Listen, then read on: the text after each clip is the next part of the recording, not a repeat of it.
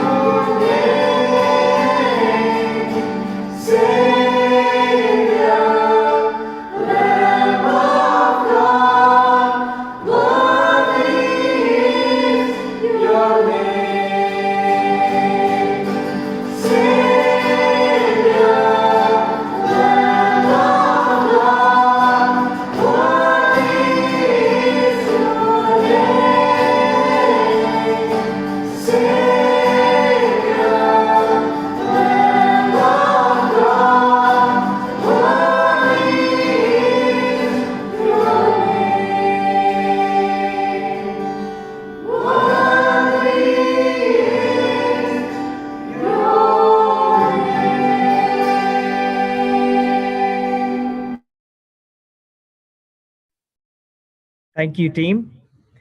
Our Executive Director, Reverend Dr. Manoj D'Souza S.J., is a source of inspiration for not only the faculty, but also the students. He leaves a calming impression for not only the faculty, but the students. He leaves a calming impression all around the campus. He extends his support for all the needs of the students. May I now request our Director, Reverend Dr. Manoj D'Souza S.J., to deliver the welcome address. Can you switch on the video?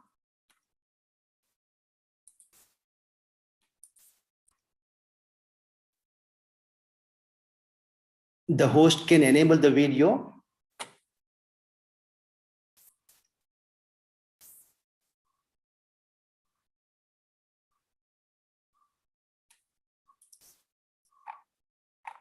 Am I audible?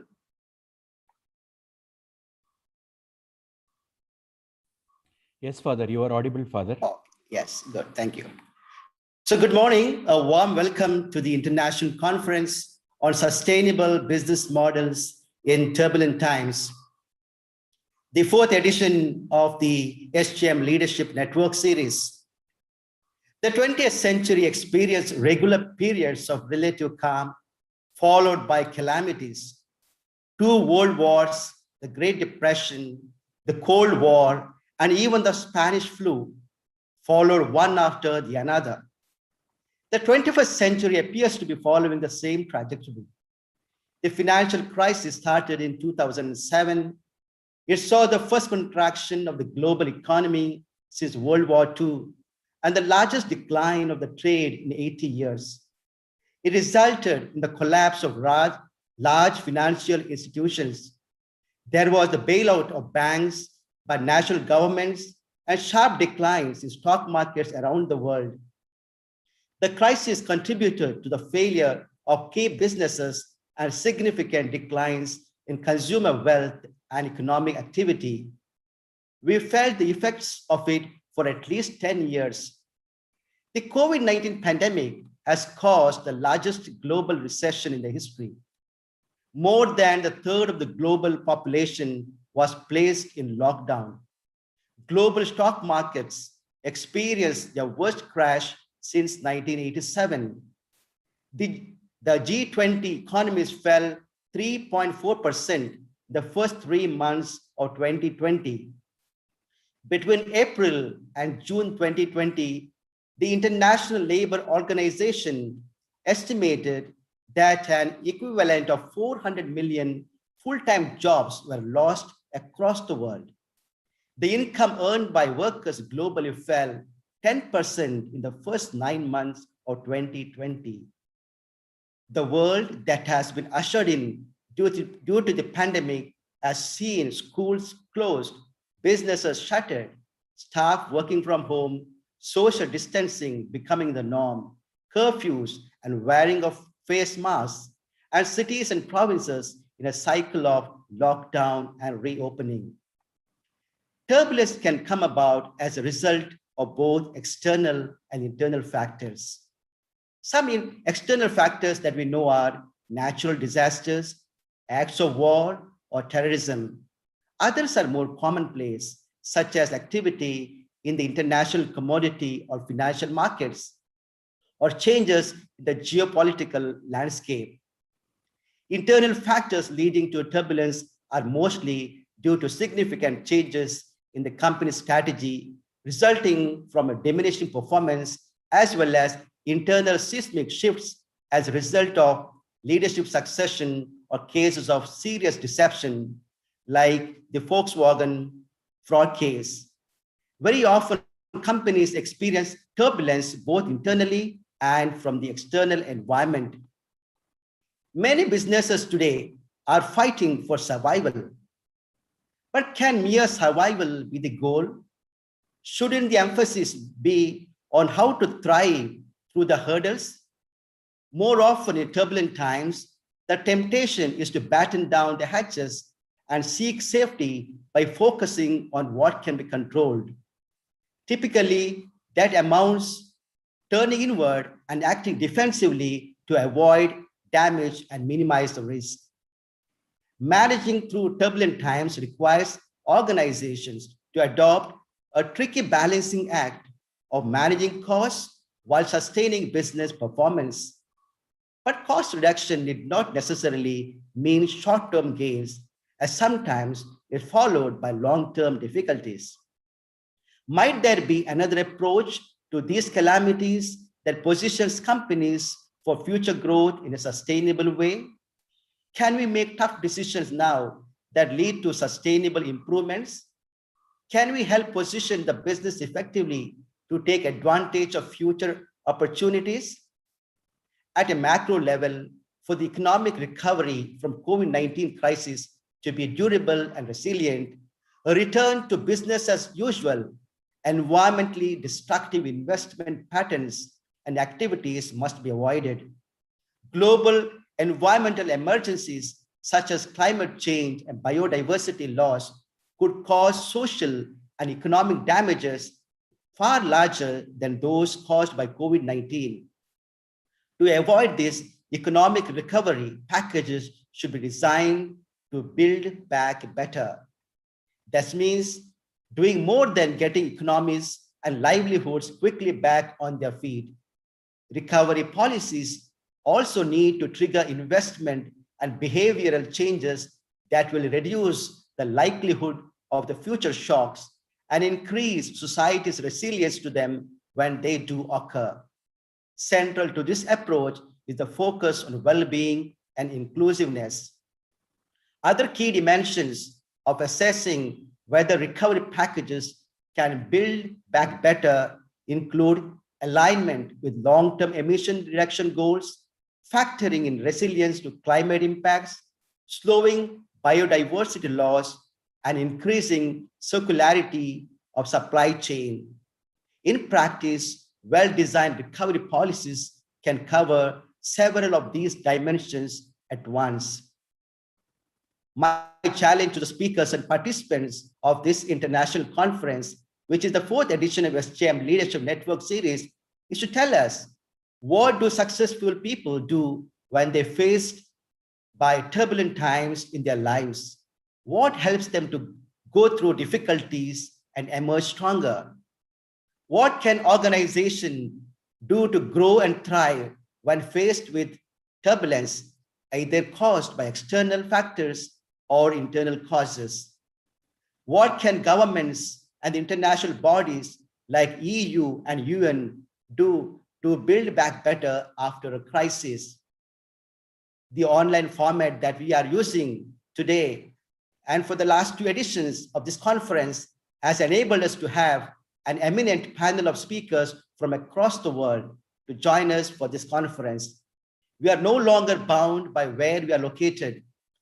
Our eminent speakers include Dr. Sanjeev Singh, Shri Nitin Paranjpe, Mr. James Caton, Professor Justin Paul, Mr. Somshubhro, Paul Choudhury, Ms. Sanjay Mitra, Ms. Sulekha Desai, Mr. Vaitiswaran, and many others. I warmly welcome each and every one of you, speakers, students, researchers, academia, corporate sponsors, faculty, and all who are joining for us from across the globe this weekend. Thank you and best wishes for the conference.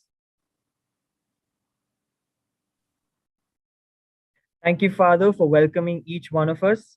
We are delighted and privileged to have amidst us Dr. Sanjeev K. Singh, Medical Director of the Amrita Institute of Medical Sciences.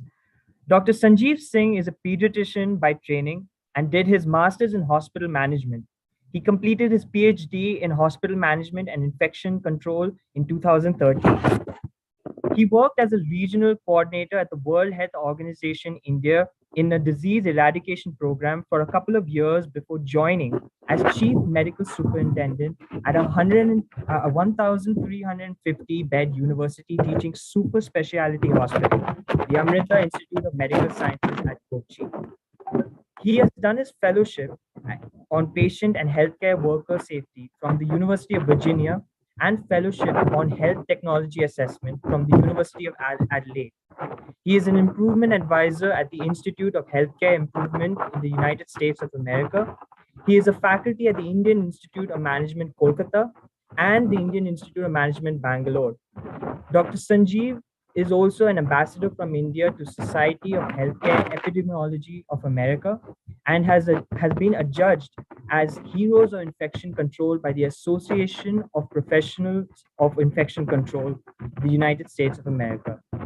He was a member of the technical committee at the NABH and is presently the co-chair of the research committee at the NABH.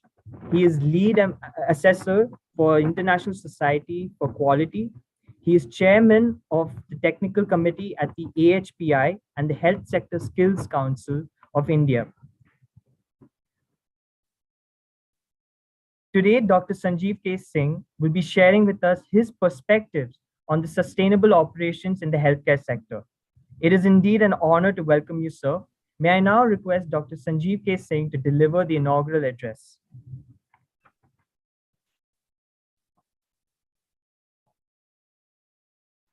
A very good morning to all of you. Can you enable the video and can I share my presentation?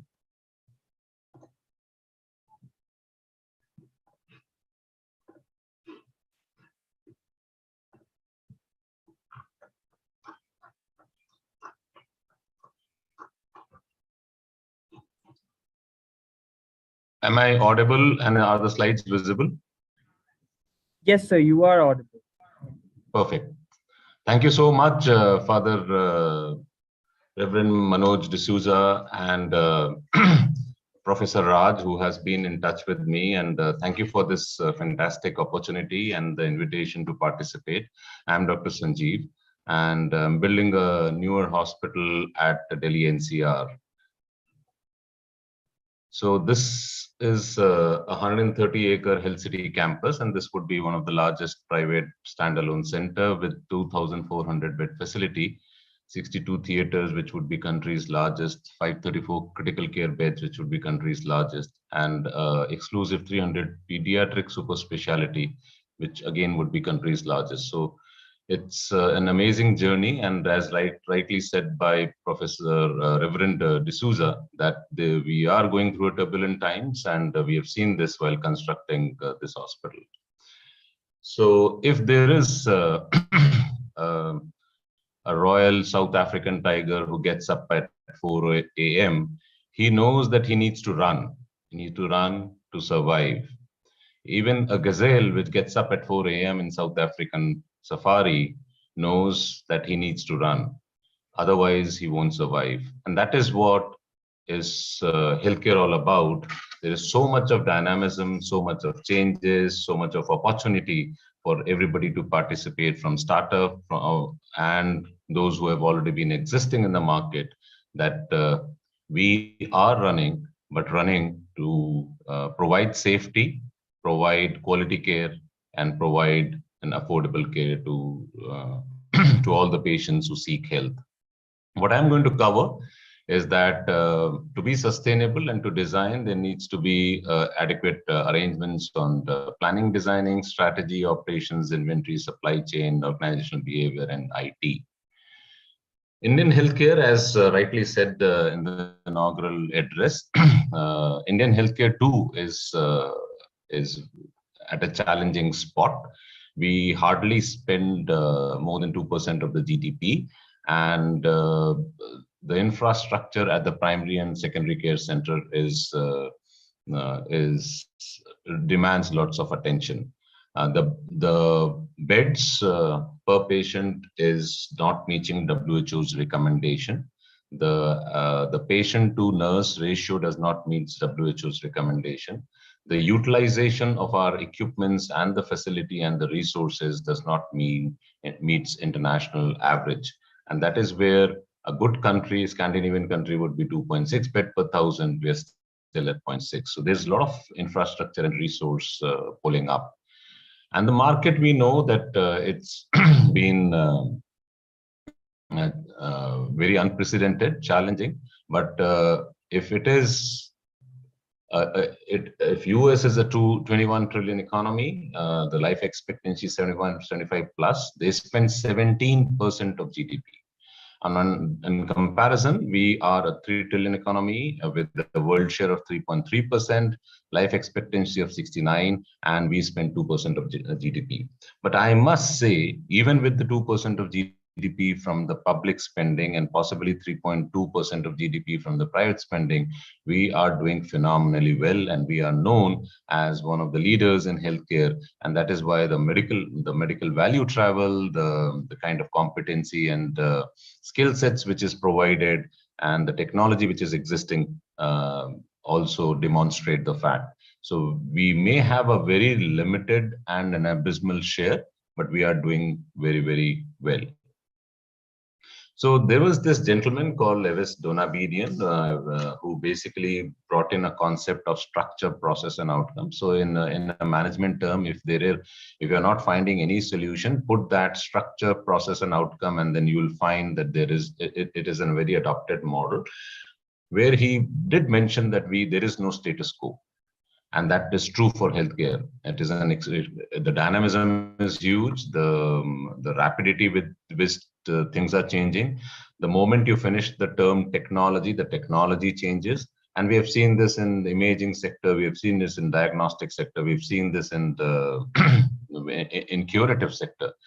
But what is more important is, as leaders, and this conference, which has been organized for the benefit of all the budding managers, that we cannot be underperforming, and cost is a driver, and patient or any customer cannot be an afterthought, and that is what is extremely useful. So how do we start a hospital? The plan and design is extremely, extremely important, because one is a make and feel that the patient is ill and he needs to be comfortable. So John Weeks, an architect at Britain, who first brought in this concept of a dynamism and revolutionary practices, did say that the functions change so rapidly, the designer should no longer aim for an optimum fit between building and function. And that's what the healthcare is, because you start with general medicine, general surgery, and sooner you realize that there is an adult, there is a cardiology, and sooner you realize there is an adult cardiology and pediatric cardiology, and sooner you realize that there is a 3D within the pediatric cardiology, and then you realize that there is an immunology, there is a genetics, and there is blah, blah, blah. There's so many clinical services which gets super divided within a particular division. So the plan and design needs to, it cannot be rigid.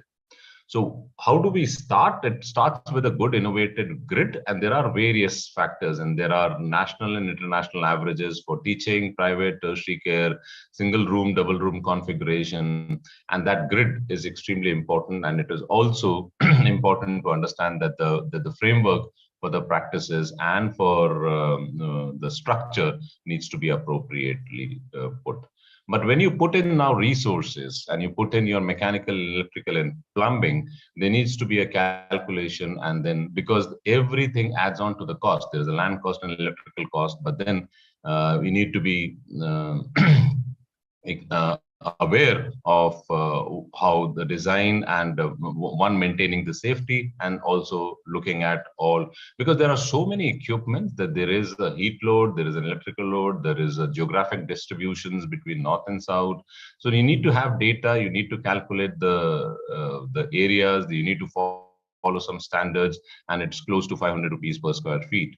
HVAC is a design. The heating, ventilation, and air conditioning is extremely critical. In more so, we have seen this in COVID times, that the patients, where they are either cohorted together in a particular area, or they need to be in a negative pressure area. So it all depends upon air conditioning. So it is about handling these indoor air quality and measuring it properly. But then there is a cost. There is also thumb rules, and that helps us to plan and design properly. Like operation theater is the most critical area in the hospital, and if the design goes wrong, it leads to a healthcare associated infection, it leads to bad outcomes, it leads to bad feel and bad ergonomics. So there are surgical and anesthesia pendants. There are hermetically sealed doors, so that there is the positive air pressure remains inside. There is a built-up which doesn't have grooves. There are seamless flooring. There is visualization of the surgery which has been done, and also use this for teaching materials. There are metal ceilings. There are plenum size, because there needs to be an air change of 15 to 20 per minute. There needs to be a 15 Pascal of positive pressure maintained. There needs to be a temperature of 21 to ±3 maintained, and a relative humidity. And similar structure goes, you need to sort of make it comfortable. Earlier, it was a Kalyan Mandapam kind of ICUs or wards, but it has, as a safety design, it has been changed as critical care unit and a safety cubicle. So even as in critical care, it is a safety cubicle where the nurse monitors the patient, and that's the art. And that's the science. And that is what is to be practiced. Now, there are various models which already exist, and the inaugural address basically highlights all of it. There are these models like if it is Netflix, it is Uber, the Airbnb. They have looked at value propositions. They have looked at what are the key activities, how we can club in those resources, whether there are various channels, there are key partners, there are customer segments, but then there is a revenue stream. And that is where it is important, because every customer who leaves gets a review done, and then it adds on to building your customers, building your revenue stream. And that is what is also important in healthcare, because patient safety is paramount. But what we need to do, we need to have that instinctive behavior when you see a patient, that you will do no harm, and then you would give him the best treatment what is available. So you need to be watching out on all the clinical symptoms which the patient says and reveals. You need to have the sense of an urgency to understand the urgent critical care which needs to be provided, or else and the patient would be kept for various kind of treatment. You need to protect, be a patient advocate and protect any kind of abuse or grievances which is there within the society. And that is how you need to report, because if there is anything going wrong, you need to be responsible clinician and responsible team member, and be transparent. You need to guide, because it's not about transactional analysis of coming and seeing a patient and getting a consultation fee, but it is also about mentoring, teaching, training, and conducting research. You need to learn from each patient, because each patient could be very, very different. The presentations and their diagnostic and therapy could be different. You need to share because it is no longer a single center, single doctor healthcare. It is basically becoming a multidisciplinary, and then build in a team behavior. So it is extremely important to be like a lion in an African safari. And this is how the behavior generally happens, and this is how we need to behave. So how does that translate? There is Atul Gawande, who is a urologist at Harvard School of Medicine, who brought in a concept if in airlines it's a Six Sigma compliant, they have less than 3.5 or 3.4 defects per million opportunities of flying. Why can't that same be practiced in healthcare? So he brought in the concept of surgical safety checklist, and the critical events are checked. So that there are no wrong patient, no wrong site, no wrong procedure which is being done. And then before the patient incision and when the patient gets out. And he published that in New England Journal of Medicine in 2009. And this is now being practiced in almost all hospitals, even in our country. And that's how you bring the safety culture. There is the digitalization, which is also happening. And then if a patient comes in emergency medicine, you no longer go to medical records and fetch his file looking the previous admissions. So all the admissions, the patient visited in ER, he had various prescriptions, he had the consultations, the multidisciplinary care, his labs, all are available on the click of a button. And that's where you don't do any kind of mistake. But I need to have all the informations before I go for a round. So all the problem items, all active medications for a particular patient, all lab tests, all vital informations, all imaging and appointment and consultation is there. And that is how I react and give and also teach and train, because my resident doctors cannot give me a false information. But it's not about only curative care because and diagnostic care. We need to also have a society which is which looks at lifestyle and modification. So there are preventive health, which is extremely critical. So you need to look at daily aspirin, age-appropriate therapy, smoke cessations, age-appropriate screening mechanisms, and then looking at vaccinations. So what is extremely important that 90% of these populations, if we basically look at only 2.2% of healthcare spending, but if 5 preventive interventions, it could account for 90% of savings, there is where my buck should be. And I need to go back. So in our institute, we look at a faculty who would do good clinical excellence program, who would do good research academic program, who would do good and also reach out to the community and do public health. But I need to strategize. And how do I do that? I need to define what is my goal. Am I a charitable, not-for-profit institution, corporate, public? I need to find my partners. I need to win them, because they are important strategic associations through clinical excellence, through services which I provide, and bring in the value for money. But it is not enough. I need to monitor the progress which I make through my key performing indicators and look at my volumes, because it needs to sort of translate on pay for performance, and also sustain.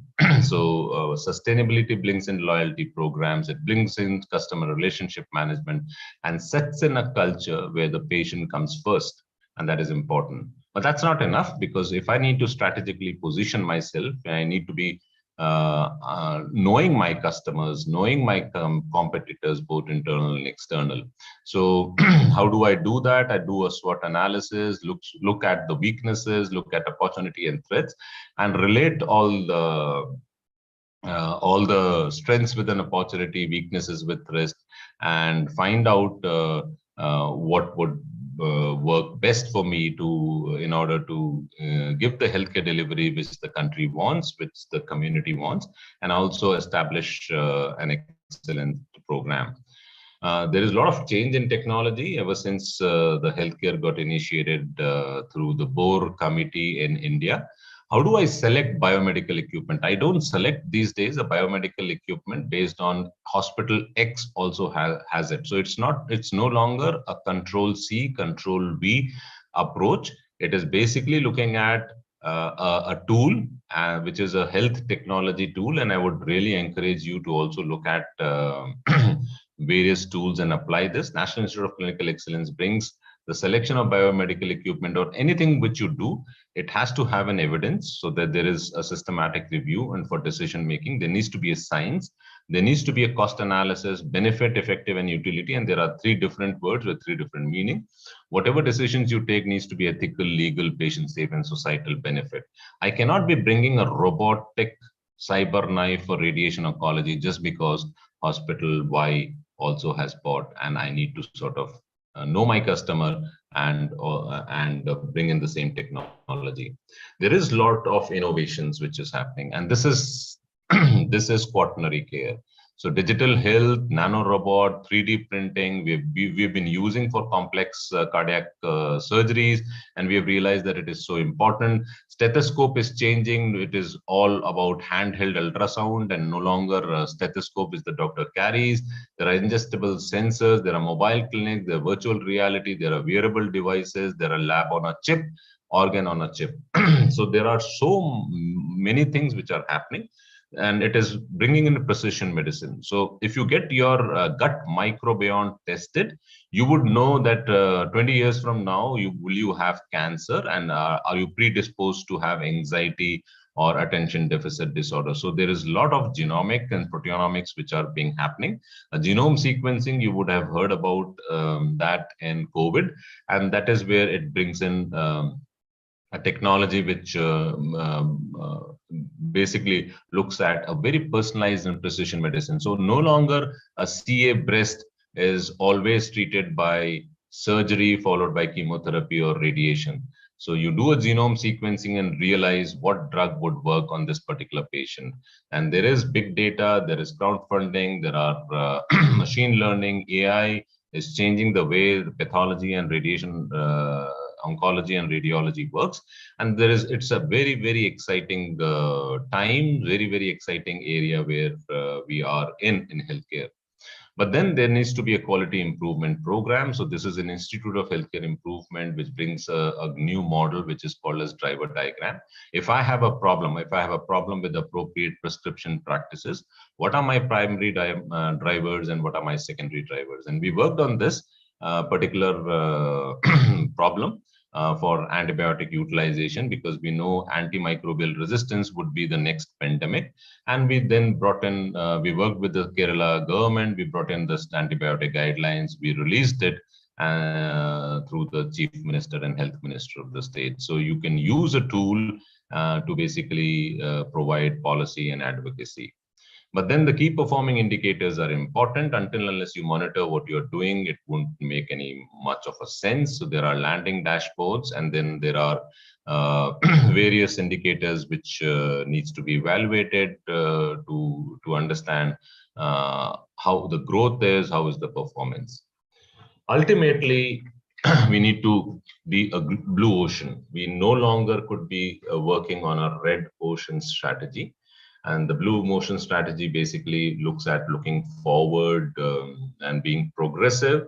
And there is so much which is happening within the healthcare with websites, crowdfunding, digital reach, transactions, market free. And it is bringing in new technology and also making the cost more affordable. So to end my presentation, and thank you for that opportunity, what happens when my mother falls ill? So I attend to her, I give her a cup of coffee, I get a doctor's consult, and I leave for office. But what happens when your mother-in-law falls ill? You have to show that you are concerned. One, you look for the best hospital, you look for the best doctor, you look for the safest doctor, you take leave, and also get coffee for her. So ladies and gentlemen, can we build more and more hospitals where we take our mother-in-law if required for the treatment? So thank you so much for the opportunity. Thank you, Professor Raj and Father Reverend Manoj. And I really enjoyed being with all of you today. Thank you so much. Thank you, Dr. Sanjeev Singh, for sharing your valuable insights. Doctor, I would like to ask you a two-part question. So the first question would be, our country faces a problem of major staffing shortages. So we would like to know what are your insights on this issue? And my second question is, how far do you think we are from developing the ideal healthcare sector to cater to the needs of everyone in the country, especially during a major crisis? So fantastic question. I think we have seen this more during the COVID time, because if there is one COVID positive case and there is a contact tracing which happens, almost 42 doctors and nurses would have to take leave and quarantine. So there is definite shortage, and there are because of that there are burnout. And the answer is that we need to match with an international recommendation of doctor to patient ratio and doctor to bed ratio and doctor to and nurse to patient ratio. That would only happen if there are integrated and keeping the quality of education foremost. We need to also work as a public-private partnership and create more opportunities. So there is 1 million doctors less, 2 million nursing staff less. There are 3 million technical staff less right now to cater to the demand. So there is a Skill India program where they also work in health sector skill building. And then there is a lot of parallel work which is happening. National Medical Commission, which was erstwhile called as Medical Council of India, has also worked of upgrading district hospitals into medical colleges. So there are a lot of work which is happening to bridge the gap. Your second question was, how do we make healthcare IT? Is that what was your question?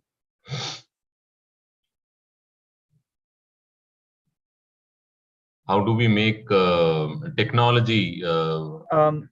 So yes, doctor, the second question was, how far away is our country from developing the ideal healthcare sector to cater to the needs? Okay. How far away are we from that?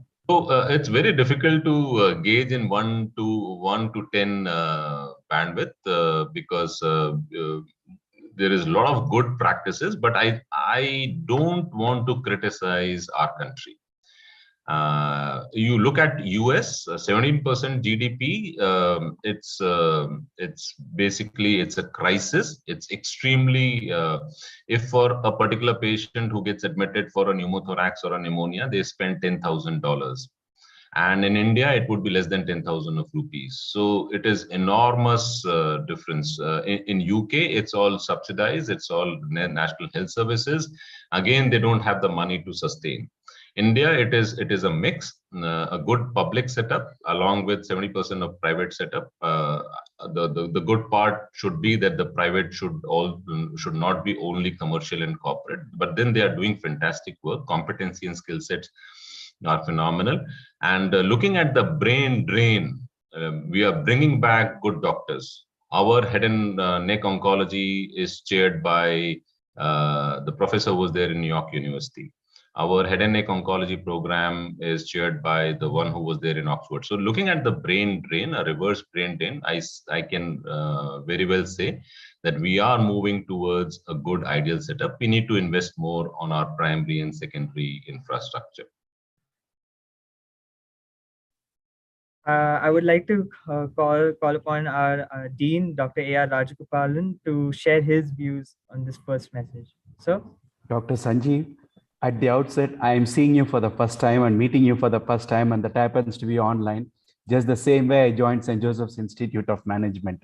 Thank you very much for having accepted our offer, and my special thanks to Dr. Lalu Joseph. I just messaged her, the content was excellent and the delivery was exemplary. You can check my message to her. Thank you very much. Thank you. My pleasure, sir. I'm extremely sorry. My father had fallen and he fractured his leg. I was not able to respond to any of your messages, but on the background, I was prepared because I had committed to you. He's still not doing well, but I am extremely sorry that I was not responding to you. It's but okay. I Our really prayers enjoyed for his recovery, Dr. Sanjeev. Thank you so much. Thank you. Thank you. I would like to now call upon S. Jepaston to introduce our next speaker. Over to you, Jepaston.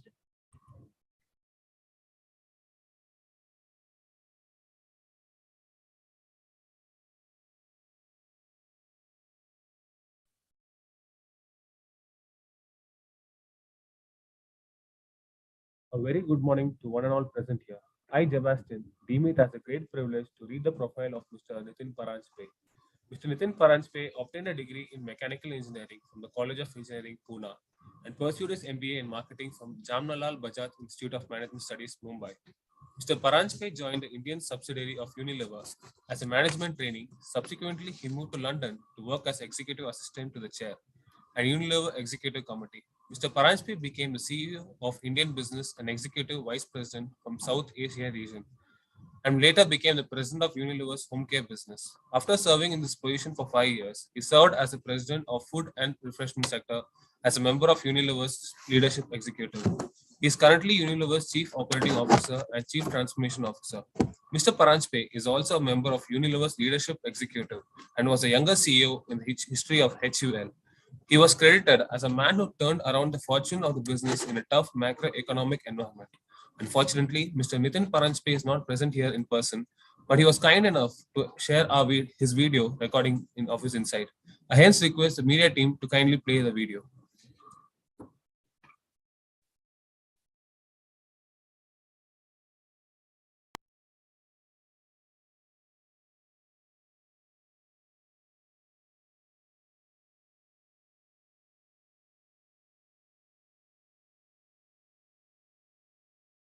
Thank you, Dr. Manoj, Reverend Dr. Manoj D'Souza, for your inaugural address, but also for your very warm words of welcome. And above all, thank you to the St. Joseph's Management Institute, an institute which has a very proud legacy, being in the state for over 5 decades and continuing to drive management education and pushing the boundaries with young students and leaders in terms of the future thought of business and business leadership. Now, first of all, let me begin by apologizing that I have had to send across a recorded message. And I would have loved to do it. I know it's virtual, but a live virtual address would have been somewhat better than what I'm doing now. But unfortunately, I'm going to be on a flight tomorrow at the time that this event is going to take place, and hence the need for me to send across this message. Now, the topic that you've got for this annual leadership conference could not have been more appropriate. A topic which talks about sustainable business models or sustaining a business in turbulent times. And I say it's could not have been more appropriate because if you just dissect the two parts of this topic, you will see the relevance. It's first about a sustainable business model or sustaining a business. And if you look at history, while we've all been taught, and in accounting terms, we think of a firm as a going concern. In reality, when you look at what's happened over time, we found that corporate longevity has only been coming down and coming down quite sharply. Take the United States, the S&P 500, a measure of the leading companies out there. 100 years ago, the average lifespan of the S&P 500 was 67 years. Today, it is down to 15. Yes, as low as 15. That's how long some of the average of the leading companies in the United States survive. And you know what? It's predicted that this will only get shorter. And that's not just about the United States. Take a look at the US, take a look at the UK. 30 years ago, you had a list of the FTSE 100. Today, only a quarter of them survive. And you know, when you look at what people are predicting, the pace of change is only increasing, and people suggest that in the next 5 years, the composition of these indices could change by anything between 60 to 75%. That's how rapidly things are changing. So let alone the idea of thriving and growing and survive, which was spoken of, the mere act of surviving in this period is a challenge. And we have to understand why that is the case. Only then can we solve for it. Now, to do so, it might be useful to just think in very simple terms about the genesis of business, because we can make things as complicated as you wish, or you can keep them relatively simple. And I'd like to do the latter. Now, business started essentially when someone found a need in society and then found a way to address that need. When you did a good job at that, society rewarded you, and the reward was the profit which you made. That's how business started. That's how business continues. And in many ways, the essence of business has not changed over a period of time. That the purpose of business was always to serve societal needs and societal expectations, and the reward of doing a good job was the profit which we made. Now, while this might sound easy, the reality is that the needs and expectations that society has keep changing. And when companies fail to keep pace with those changing needs, the expectations that society has of business, you start becoming less and less relevant. And reducing relevance, we all know, is the sure sign of slow but certain death.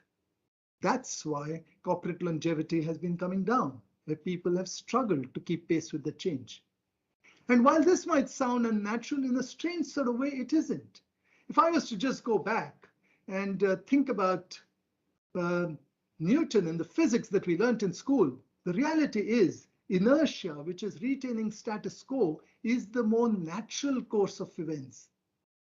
Changing and adapting is not. So the world around us is changing, and dare I say, if I was to use another analogy from physics, we've all learned, and if I remember my physics right from my school days, that the entropy of this universe is only increasing, and entropy is nothing but the measure of disorder. We see it in the world around us, that change is only accelerating. So here you have a peculiar situation where, in order to stay relevant to the changing times, and the rate of change is only increasing, we need to change and adapt, and that's not natural. And therefore it takes for special companies which find a way to overcome the natural inertia and keep abreast at the changes taking place. That is why we keep seeing that as the external context changes and we see more and more turbulence in this world, the longevity of companies keeps coming down. Now, this might sound threatening, but the reality is it is change that brings opportunity. More change brings more opportunity. And that's why when there is someone or something that gets threatened, there are many new people who come in, and we see it in our lives. There are new brands which come in, there are new business models which come in, and they threaten the status quo. They disrupt existing businesses and create new value. And the question for all of us is, what does it take for organizations to be able to continue to adapt? As Darwin said, it isn't the strongest of the species nor the more intelligent that survive. It is the one which is most adaptable to change. This message could not have been more relevant than the times that we find ourselves now. Because while the rate of change is increasing, what we have seen over the last 2 years is probably the most turbulent period that any of us have experienced. Certainly in my 35 years of working, I haven't seen a period like that. It's a period when virtually everything that you knew, everything that you believed in was thrown out of the window. There was no playbook for our business. And then the question comes, what does it take to survive in such a context? Again, I'm likely to say things which might at one level seem paradoxical.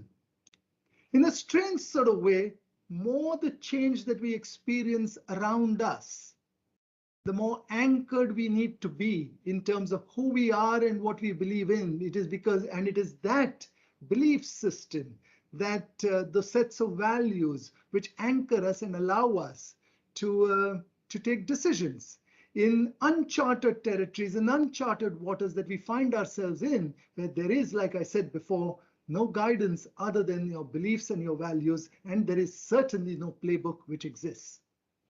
Now, I joined Unilever in India almost 35 years ago.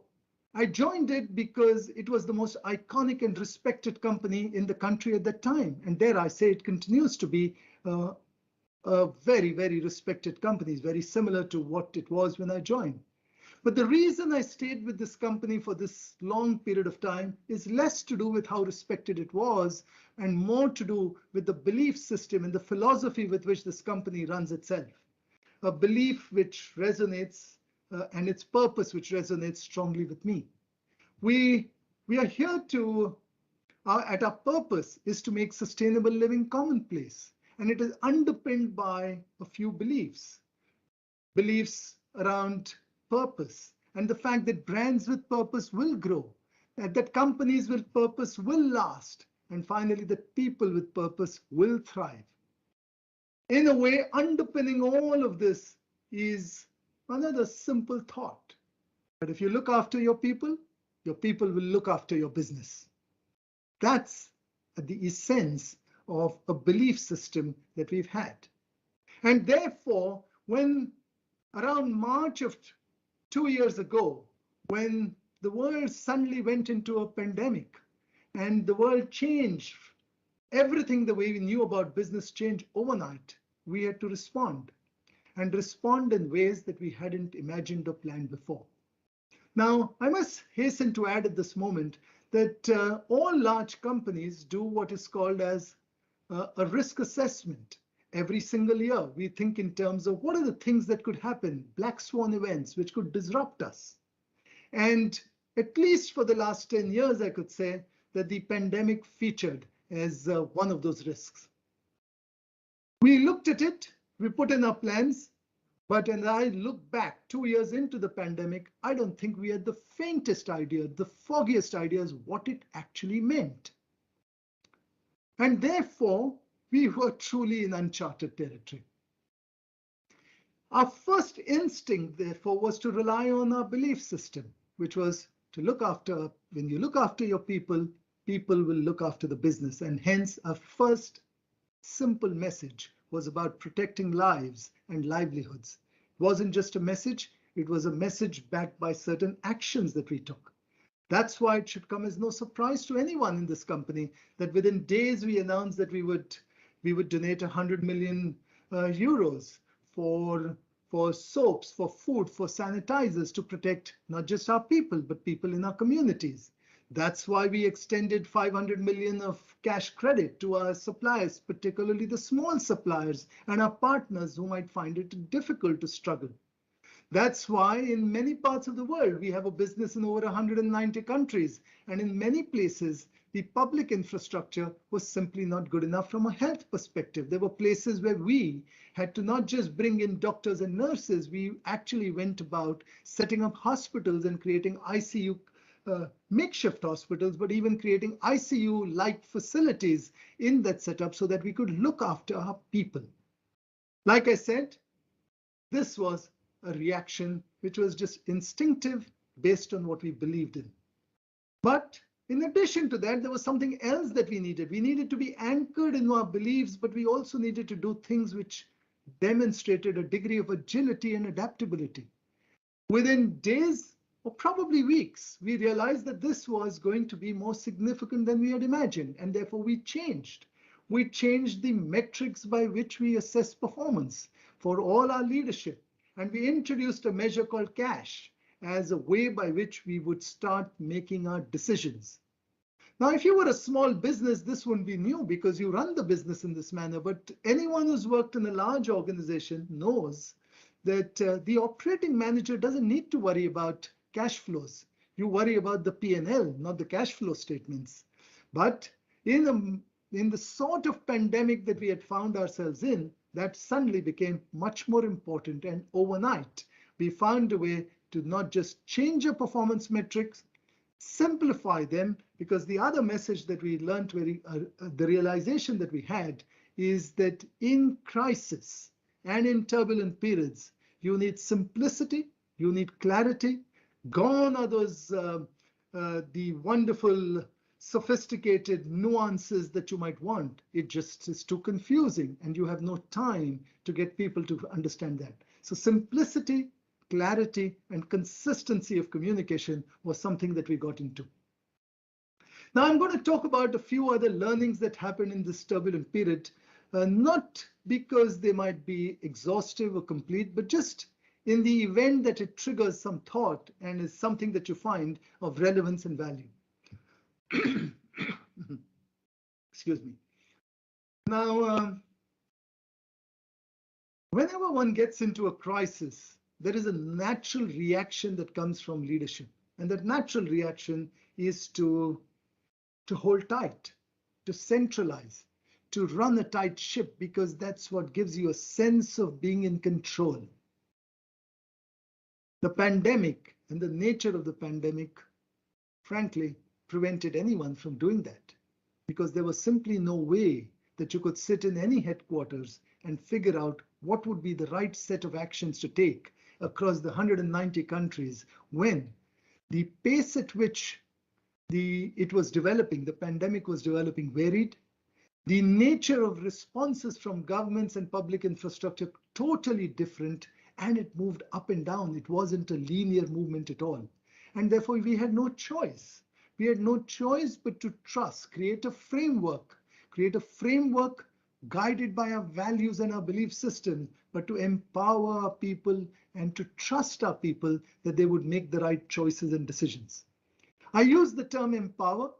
It might sound as if it was a very active and conscious choice, but in this case, it wasn't. It was almost a default. We didn't have an alternative. And we were amazed. We were amazed at what we actually saw in the spirit. Excuse me, let me have a sip of water.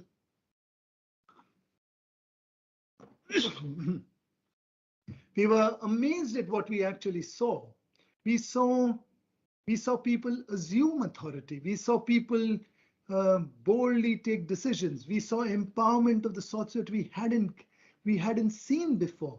And frankly, we almost rarely, if ever, saw people making mistakes. They took their chances, and because of the value system and belief system that existed, people made smarter choices than we would have imagined that they would have.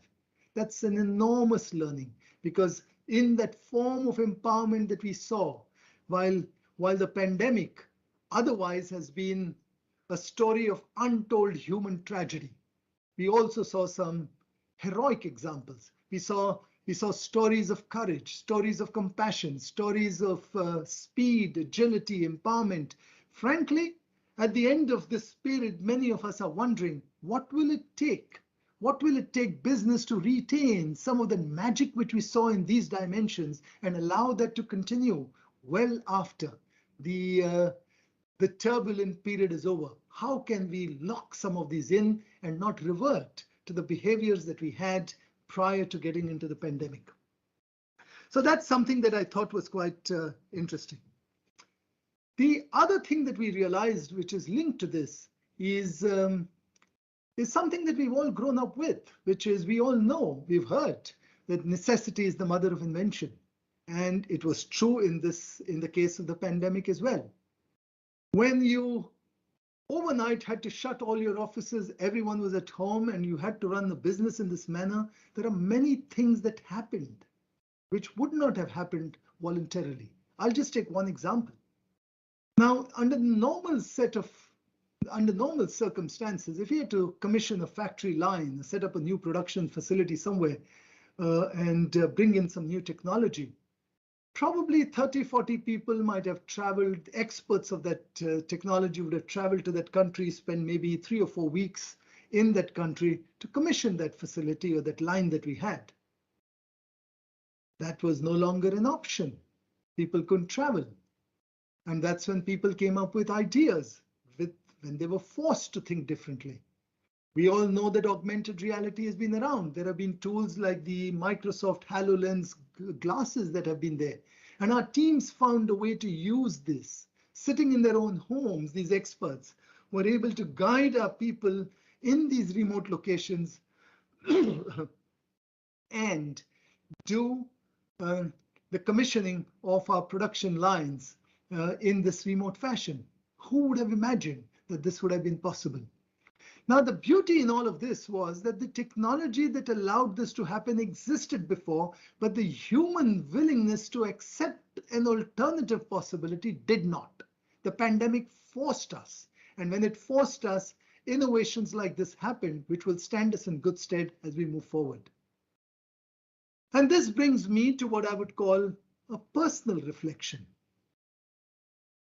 2 years ago, if someone had said to me that you could run a business sitting at home across 190 countries, I would have rubbished the person.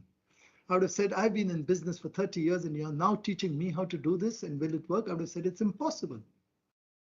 And how wrong would I have been? We have now seen that it is not just possible, we've seen that there are many positives that have come out of it. Of course, you can't continue like this forever. Of course, we will get back to a new hybrid ways of working, but without a question, there have been many things that we have uncovered in this period which we should retain as we move forward. So what's been my personal reflection? It's simply about the fact that each one of us, I certainly, was living with some what I call self-limiting beliefs. Self-limiting beliefs which prevented me from exploring new possibilities. And it required an event like the pandemic, which forced me to rethink those. The real question for me and for everyone else is, how many other such self-limiting beliefs do we have, which we are simply not choosing to question? And I think if we are wise, if I'm wise, I wish I have the wisdom and the ability to question some of these myself without waiting for the next crisis or the pandemic or a turbulent period to come up. Now, having said that, I just want to end quickly by reflecting a little bit about leadership. Leadership, what does it mean for us as individuals leading businesses in what are going to be turbulent times, probably going to get even more turbulent, because the one thing which we know for sure is that the rate of change will increase. Now, in Unilever, we think of leadership in having two components. We call one of them the inner core and the other the outer core. The outer core is everything that we are accustomed to. It is about business acumen. It is about consumer centricity. It is about passion for high performance. It's about our capacity to leverage talent and get the best out of people to deliver outcomes. It's all of this. It's about the traditional qualities that we often associate with leaders and successful leaders. That's what we call the outer game. Yeah, that's the outer game. But we also think about leadership having another dimension, which is the inner game. The inner game is more about who we are, our belief system, what drives us.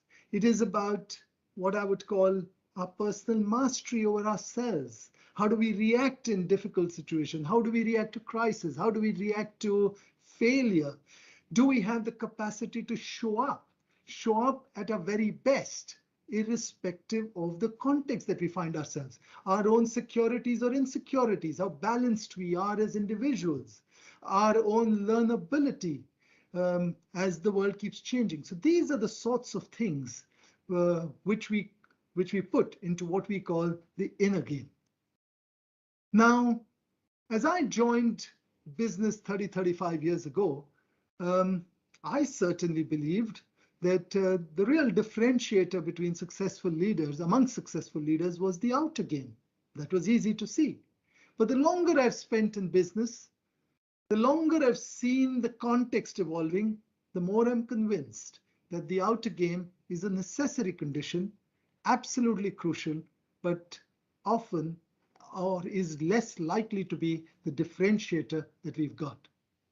In the times to come, who we are and what we stand for, our belief systems, our personal mastery over our own emotions will count for a lot more, because only people with this will have the capacity to remain anchored, capacity not to get distracted by the significant changes taking place around us, and stay calm, stay resilient, and make choices which are required, which are right both for the short term and for the long term. So that's really the only other thought that I have. I said right at the beginning that I'm going to share some of my thoughts. None of what I said, I think, is rocket science. Certainly, it is not exhaustive in terms of the topic that you've had, which you have for your discussion today in this theme of the leadership conference. But I hope there is something that I've said which triggers a thought, sparks an idea, and if you can collectively build on some of this and benefit from the wonderful array of other speakers that you have, and synthesize all of this, because like I said at the beginning, nothing is more important, probably amongst the most important topics that you've chosen for this year's leadership conference. All the very best, and my best wishes to all of you, especially to the many students who are about to step out into the real world and begin the leadership journey. May I wish you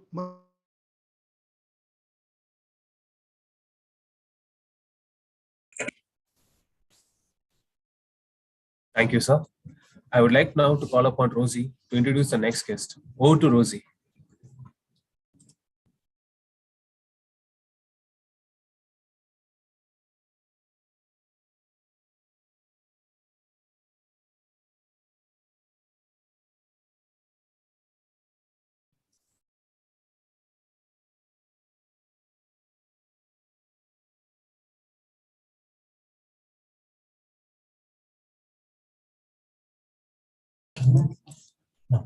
We'll wait for a couple of minutes to Mr. James to join. We appreciate your patience.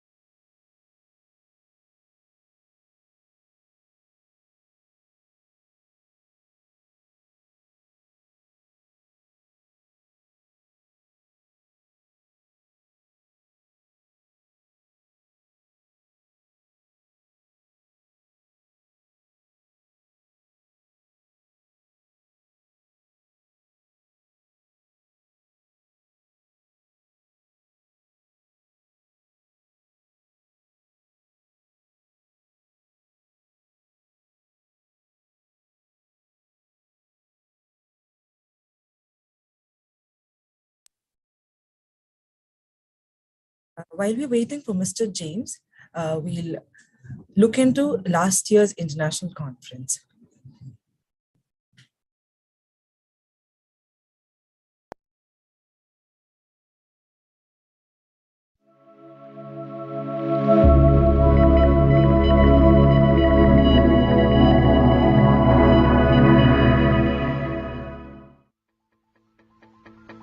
Theodore Levitt, an economist, once said, "Creativity is thinking up new things. Innovation is doing new things." A very good morning, Excellencies, distinguished guests, participants, and students of St. Joseph's Institute of Management.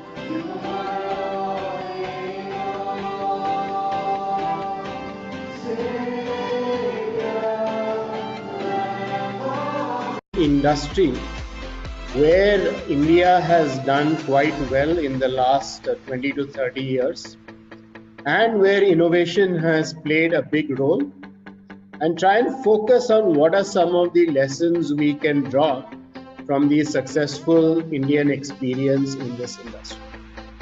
So the industry which that's a good question. Actually, I don't know the answer. What I do know is that Indian companies are producing their bikes not only in India, but in other locations as well. For example, both Bajaj and TVS have manufacturing facilities in Indonesia. I know that Bajaj is also either planning or perhaps already has an assembly facility in South America. I am Joshi, and it's my privilege to introduce our first keynote speaker, Mr. David Caton. Mr. David Caton is the Vice Chairman of Federation of Indo-Israeli Chambers of Commerce. Mr. David was formerly the Managing Partner at BDO 121, the Indian Army of BDO Zirhaf from Israel. At his role in BDO 121, David has led several business keynote address.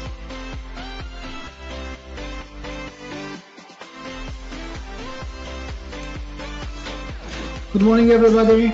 I hope you had a good morning. First, I would like to thank my predecessors, the extremely important and interesting panel that happened just now, and before that, the presentation of the ex-Tata Sons chairman, Mr. Gopalakrishnan. I am Joshi, and it's my privilege to introduce our first keynote speaker, Mr. David Caton. Give an example to illustrate that we can Orient Electric, which is the largest consumer electric brand in India, which started its journey way back in 1939 and went ahead with a series of products with this innovation. For example, in 1990, it started with first ESPO product in its model Orient Jazz, and then added another new product with different blade structure and in its Aero Quiet model. And it's a great pleasure for me to be able to address the St. Joseph's Institute of Management Leadership Conference. I'm sorry I'm not with you in person, but times are such that we don't. Actually, I'm sitting in a very nice place, as you can see. I'm sitting in a place called Alibag. And it's hardly the place from where you want to give a talk on innovation and leadership, you know. This is the kind of place you want to be out in the beach. But I had made a commitment to Joy that I would speak to you. And I love talking to young people, by the way, young students. So here I am, and I'm here to talk to you today about innovation and leadership.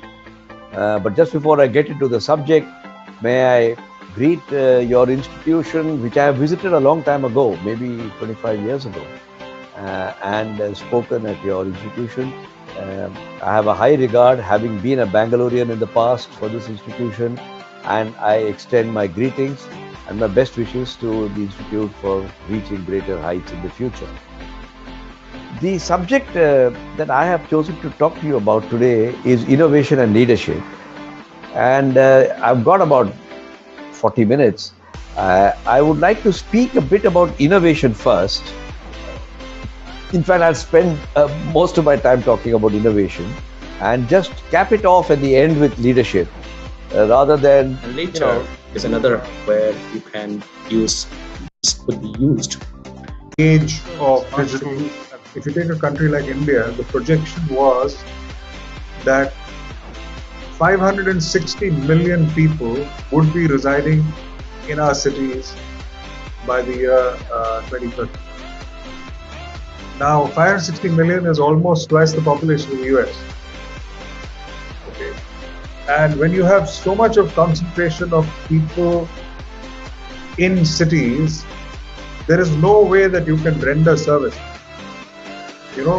Otherwise you might have to stand in line to pay your electricity bill, and you might pay it after 3 days. So now with digital, you can do it. So a smart city is all about rendering customer services, rendering citizen services, whether it be education or healthcare or utilities, far more easily. It's privileged to meet such a large gathering of upcoming grads. It's my pleasure to be here to express my views and thoughts on what the supply chain in FMCG is all about. So I would share my presentation and take you through whatever are the sets of thoughts that I carry on this great occasion. So are you able to see my screen? Yes, sir. Wonderful.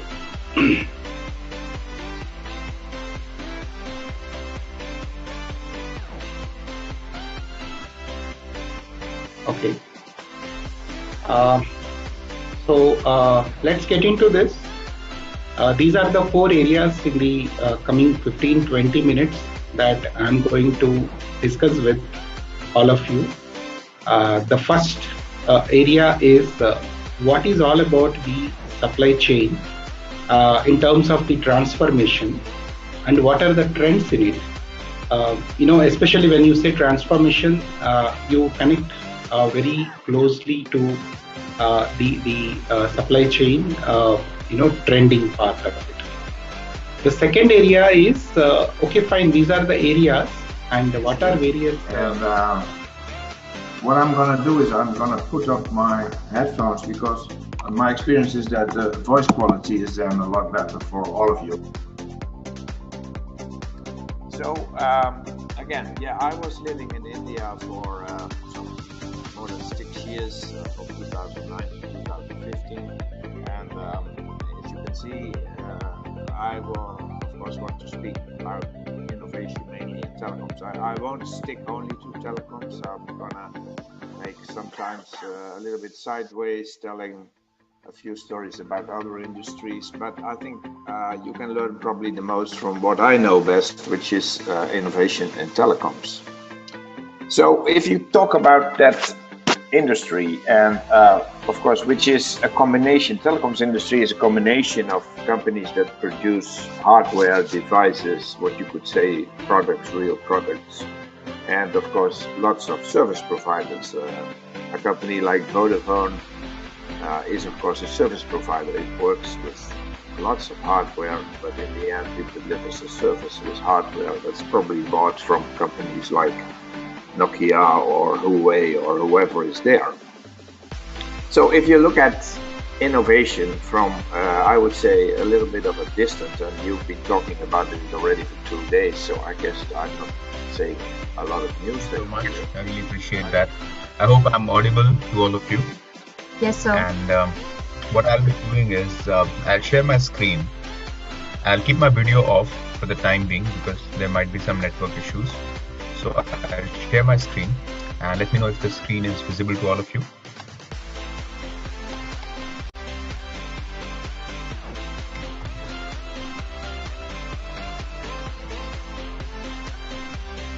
Is the screen visible? Yes, sir. Okay, lovely.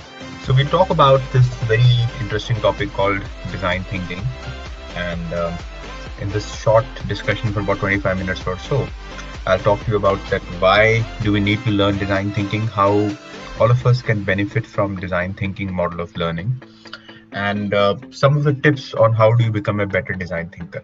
So let's start off with the basic question: what is design thinking?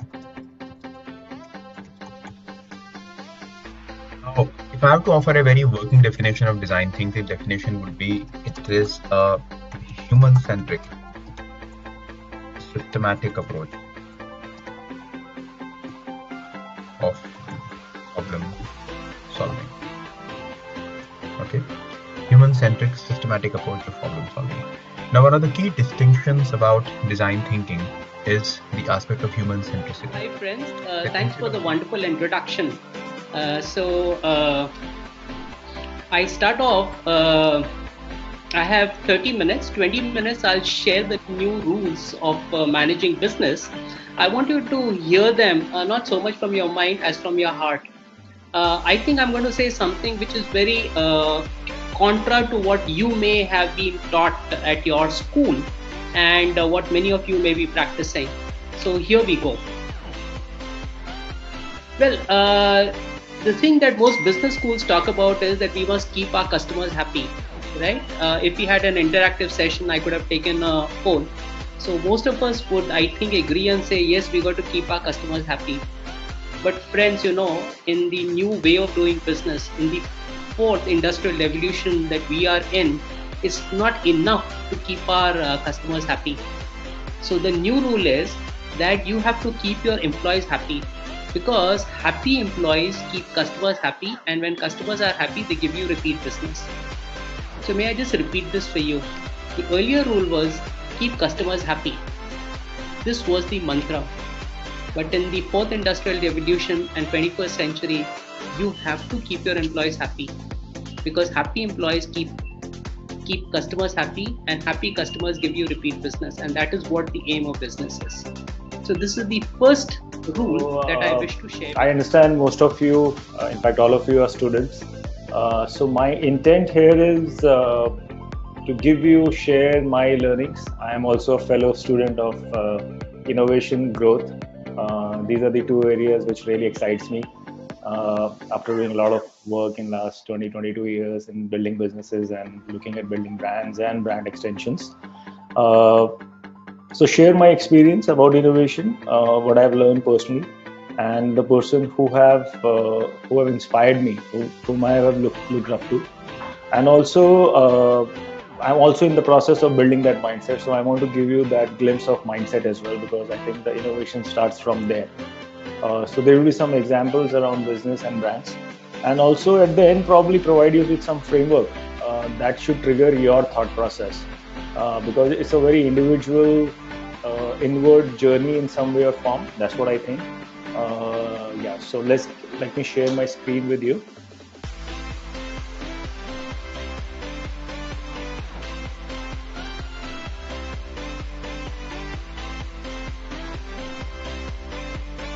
Is the screen visible to everyone? Yes, sir. Yeah, so I think that's the father of innovation for me in our age, that's Steve Jobs, and he says that people who are crazy enough to think. And it's privilege for me in terms of having the opportunity to having everyone onboarded into the various aspects. And I think since morning we are having a lot of discussions in terms of the various aspects of the supply chain, innovation, and I'm saying the operational aspects and other things, right? So to start with, as you have introduced myself, and I thank Father Manoj for giving the opportunity, and St. Joseph being one of the premier institute in the country, as well as one of the oldest institutions in the country. So I believe the students here are having the privilege to be part of the Jesuit community worldwide. And also, as you have mentioned, so I've been a graduate from St. Xavier's, and this is also relates to my Jesuit alma mater. And I have been also done my engineering from BE College, Shippu. So by degree, I'm a metallurgist, and also done my master's from the Harvard, as well as from the DAMO School of Business. Just wanted to start with a little anecdote of Mr. Winston Churchill. So what he has mentioned about that, as since morning, we hear a lot of respected Dean of the Institute, the Director of the Institute, the organizers of the conference, ladies and gentlemen. Today, it is my privilege to be here to address you on this conference, to share my thoughts about the dimensions of business model. In the last 5 years, if you have seen, the business has undergone tremendous changes. A lot of evolutions and transformations have happened as part of some of the policy events that has happened, as well as some of the biological developments that has taken across the globe. So in the last 5 years, once we faced the policy change and which resulted in demonetization, we came across a scene where people became so conversant with digital transactions. Subsequently, when the pandemic erupted, we came across the business itself escalating to a level where the total commerce is on a digital platform. So which means that over a period of time, the business has evolved to become much more flexible. Adhya, right? Yeah. Yes, sir. Okay. Thank you, Adhya. So great to be talking to you all about the topic, which is what are the pitfalls in product innovation. So before we start, I typically prefer not to use a presentation so that we can make it a lot more interactive, and I can align to what type of solutions or questions that you have, and accordingly we will be able to take the session forward. So before we begin, first of all, good afternoon to everyone. It's a great honor and privilege for me to be speaking to all of you. So please type all the questions that you have, whatever questions you have on this particular topic. And if you could tell a little brief about what you do, how you deal, how are you associated with a product or a solution or a startup, that would help me to help you understand and make you give you some of the hacks, tips, tricks, the ways in which we can build a product which will actually help you to take a long way in the entire product journey. So any questions that you have, you could please type on the chat window before we begin.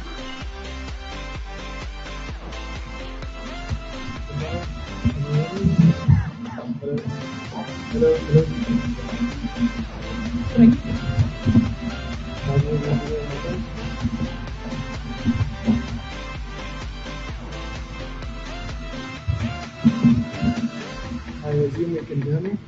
Yeah. Okay. Thank you. So I don't have a presentation for you guys. Yeah. So I'm a marketing and communications guy, and I do presentations in and out in my job. So thanks for Josh and Father Manoj to call and all other eminent speakers who have just given their word of wisdom to you guys, right? So what we thought, or rather I thought that, I have only 2 slides just to show you.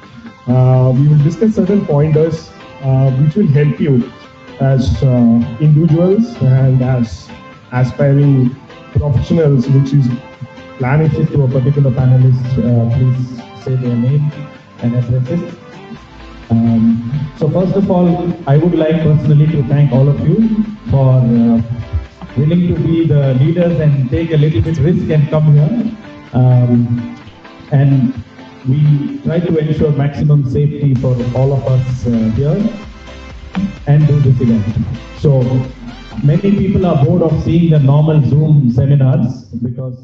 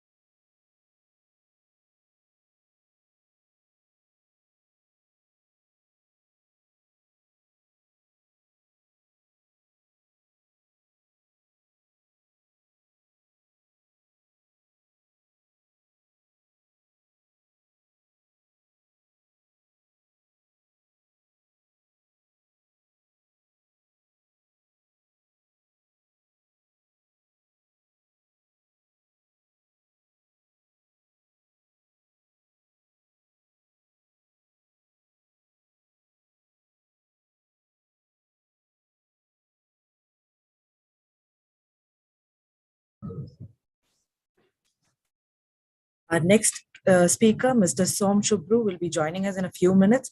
We appreciate your patience.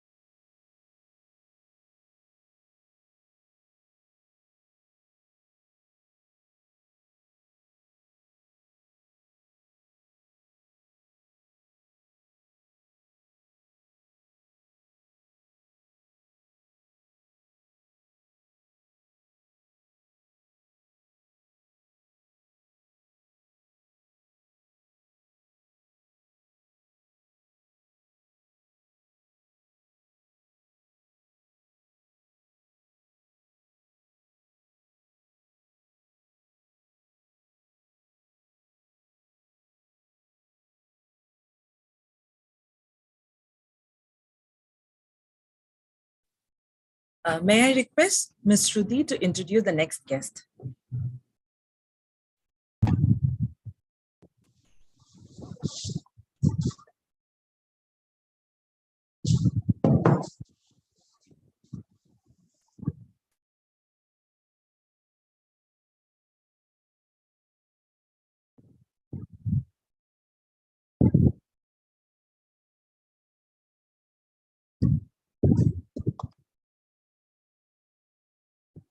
Hi, good morning.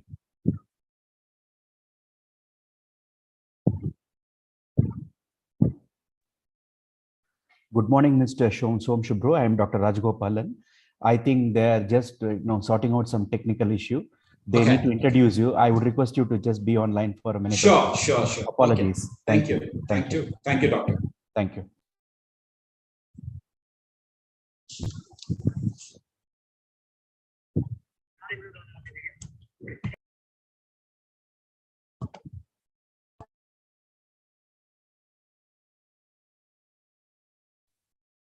Thank you, Rosie. A very good morning to one and all. I, Alina Johnson, deem it to be my privilege to welcome an eminent speaker who is present amongst us, Mr. Somshubhro Choudhury, who is the partner at Bharat Innovation Fund, which is a pre-series fund focused on creating deep tech and IP-driven startups out of India. Mr. Choudhury is also a board member of US-India Science and Technology Endowment Fund, advisor of IoT startups, which co-founded India's IoT ecosystem, building think tank, IoT Forum, and chairs India's top IoT conference, IoT Next.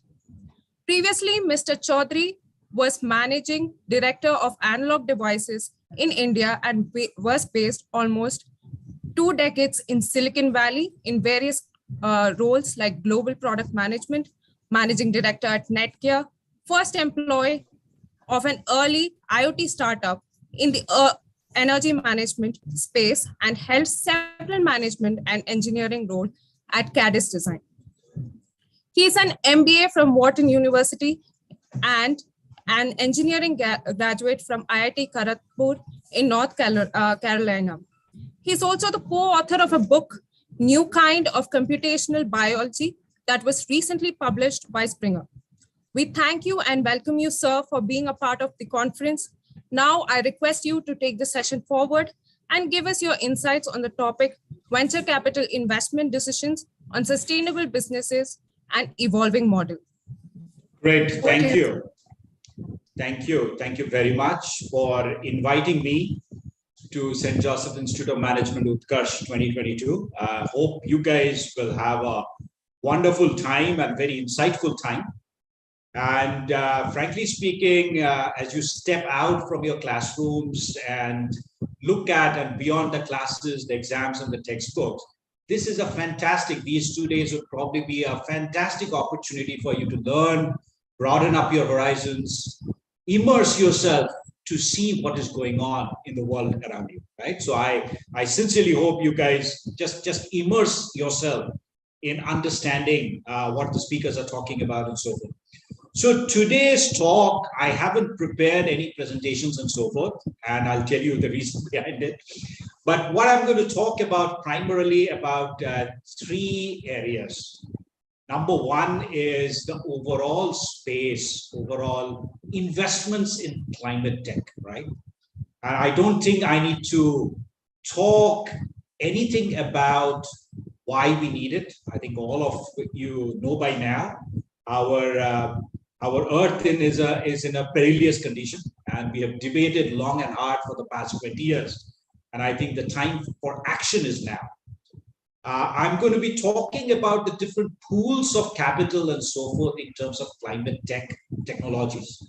I'm going to talk a bit about the venture capital, what we do, and what kind of investments, what has been the history of venture capital investments in the climate tech space. And lastly, especially now, last couple of years, what are the various themes around sustainability and climate tech investments? So these would be the topic of my talk, my short talk today. And I'll open it up. I'll probably speak for 15 at most 20 minutes, and I'll then open it up for any questions from you, because let's make it a bit more interactive. Right. So talking about money in the climate tech space, there are essentially 2 pools of capital. One is public, which comes from grants, from a lot of government funding. As you guys know, there's something called Green Climate Fund has been created, which has been focused on more money getting transferred from developed economies who have been emitting a lot of greenhouse gas emissions for a century, and transferring that over to the developing nations. There are DFIs, development financial institutions. There are bilateral DFIs, each having a lot of different agenda. And it's a mix of equity funding and debt funding. Now, obviously, today's talk is going to be more about the private investors. So who are these private investors? Private investors are the VCs, right? So VCs, we come from a very early stage, seed investment, pre-series A, series B, onto series D, E, F. And then at some point, we either go public or the private equity guys kind of take over. Private equity folks are slightly different. They are more focused on profitable existing businesses, They're looking at a combination of debt funding and equity funding kind of together and turning these companies kind of around. And I'll give you a bit of a difference between the VC and the PE world.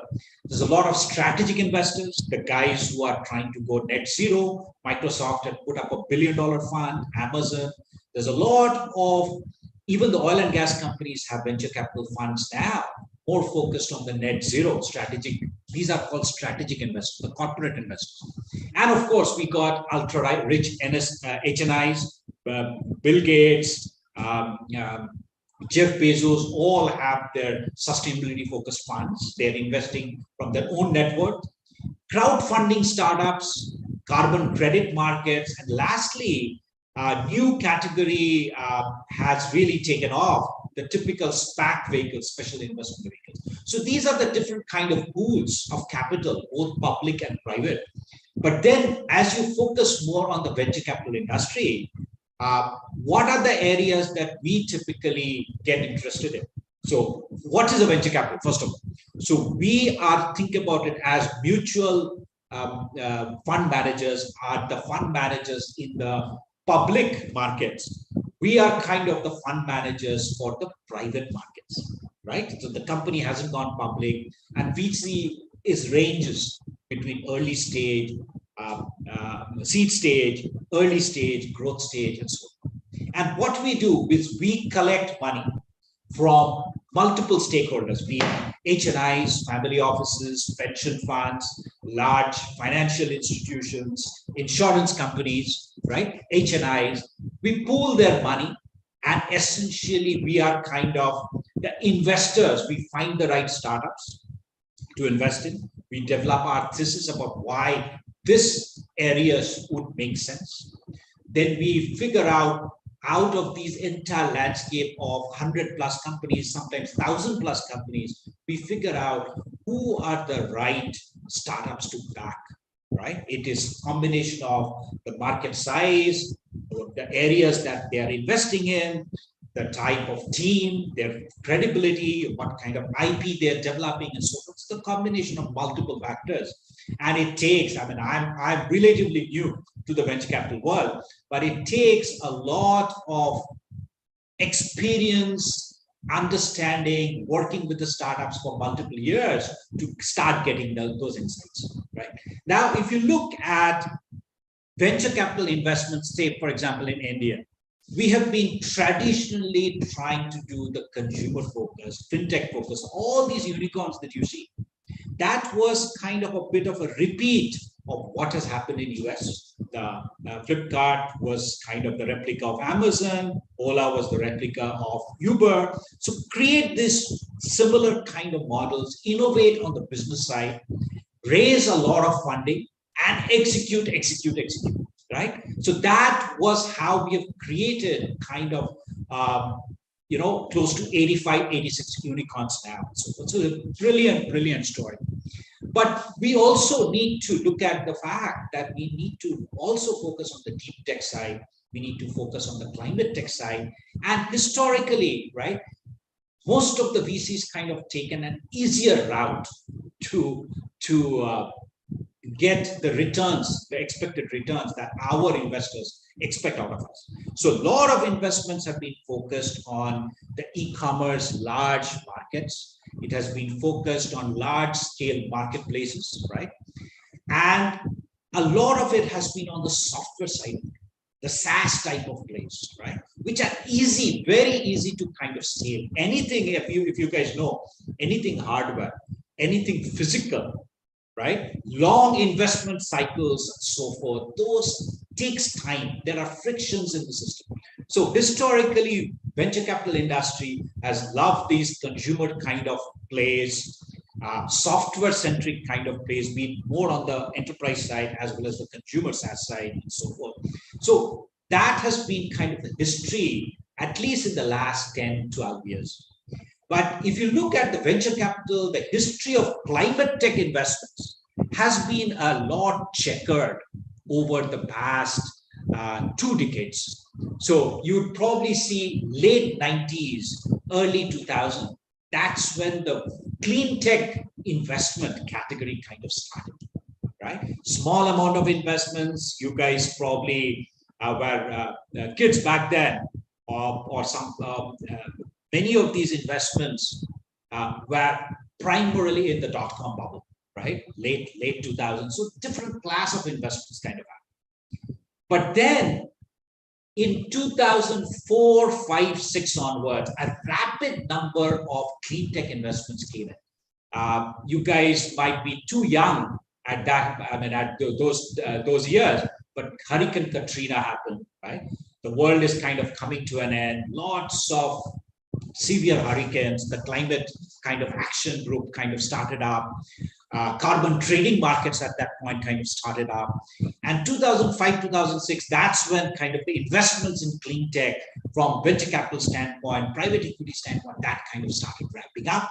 But boom, back in 2008, things stopped. Global financial crisis, the money dried up. 2008 to 2010, 11 timeframe, things were pretty dry. There were no new investments. Even lots of investment in the traditional venture capital world kind of dried up, right? And that too, of course, the bigger impact was in the clean tech spectrum. 2011 to 2014, there was another group of interest. A lot of money started getting kind of coming in. And I'm giving you a bit of history because you know it has been kind of big trusts, a bit of pullback, big trust, pullback. And this time, 2019, 2021 has been a big push again. But so we need to understand the history, why it has not happened in the past, why it's happening now, and so forth, to even gauge that, hey, should we be spending the next 10 years and how should we navigate this market, right? So what happened? 2011 to 2014, people started pumping in money, and then you guys might kind of, look back at the past and look at companies like Soliandra, Evergreen Solar. The onset of cheap natural gas came in, right? Solar and wind projects became less economical. The solar modules became extremely, extremely commoditized, which implied that, hey, the venture capital industry, the investors started kind of pulling back again. Okay, so that has been kind of a very interesting history of climate tech. And then if you look at 2019, 20, 21, thanks to COP26, I mean, this is more recent, you guys might have followed what's happening, a tremendous amount of investment has come in. And what are the overall goals? What are the overall goals if you look at why people are investing in the climate tech? What are the big themes? So I'll probably now start focusing more on what are the different categories of investment we see in the market in terms of the clean tech space. And before that, overall broad category of climate tech, you could put it up into 3 broad categories. Directly mitigate or remove emissions, right? So either kind of stop at the source or try to remove the emissions in terms of carbon sequestering technologies and so on, right? The second piece is, well, if you cannot mitigate or remove the emissions, how can you adapt to the impacts of the climate change? Many people kind of call it climate resiliency. Gosh, if you cannot stop it, you have to adapt to it, right? And the third piece is very important, especially with all the digital revolution, the digital transformation that is happening. We need to enhance our understanding of the climate, be it analytics, be it ways to measure how and where pollution is happening, right? Be it satellite imagery to figure out, hey, what kind of forest fires and so forth are happening? How is it impacting the climate change?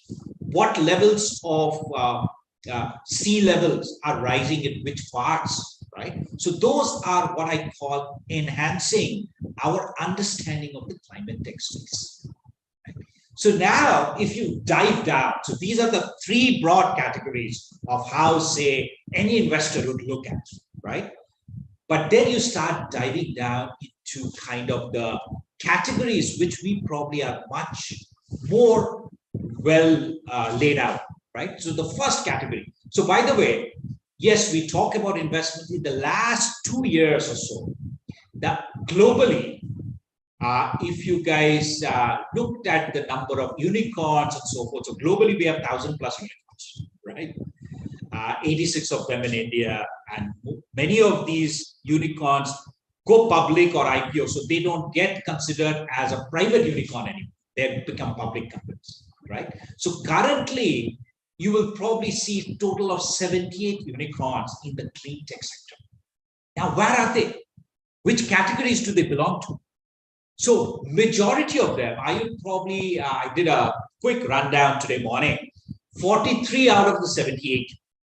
And I'm going to give you a bit of stats, a couple of interesting tidbits as well, as we go down into the different categories of climate tech investment.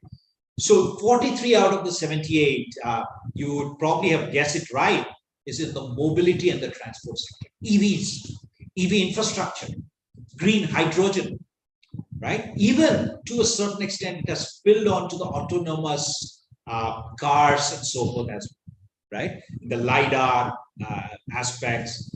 A lot of companies in this space in the last 1 year or so have SPAC'd itself. It has gone public, right? So they are not unicorns anymore, but they have gone public. All of us, we know about Tesla. That's a $1 trillion valuation kind of company, or near about that. Lucid Motors, it's an upcoming company in this space, in the EV space. It is valued, last time I checked, 50 billion plus, right? Without even having a car on the road. Okay, so humongous amount of investments in this space, be it battery pack technologies, companies like Northvolt and Ample, be it the entire EV space, trucking space, and so forth. Because in the next 10 years, you guys will see a lot of news and so forth already. We are making this entire change from the IC engine to the EV, right? China has already taken a big leap. Europe has taken a big leap. It's close to probably around 5 billion vehicles are getting sold now globally. And India, we are barely getting started, frankly speaking. It will not start with the four-wheelers. It's starting out with the two-wheelers, right? So that's a big space. So total of 58 billion in the last 1 year has been invested in the mobility and the transport space. The second category, right? This is the largest category.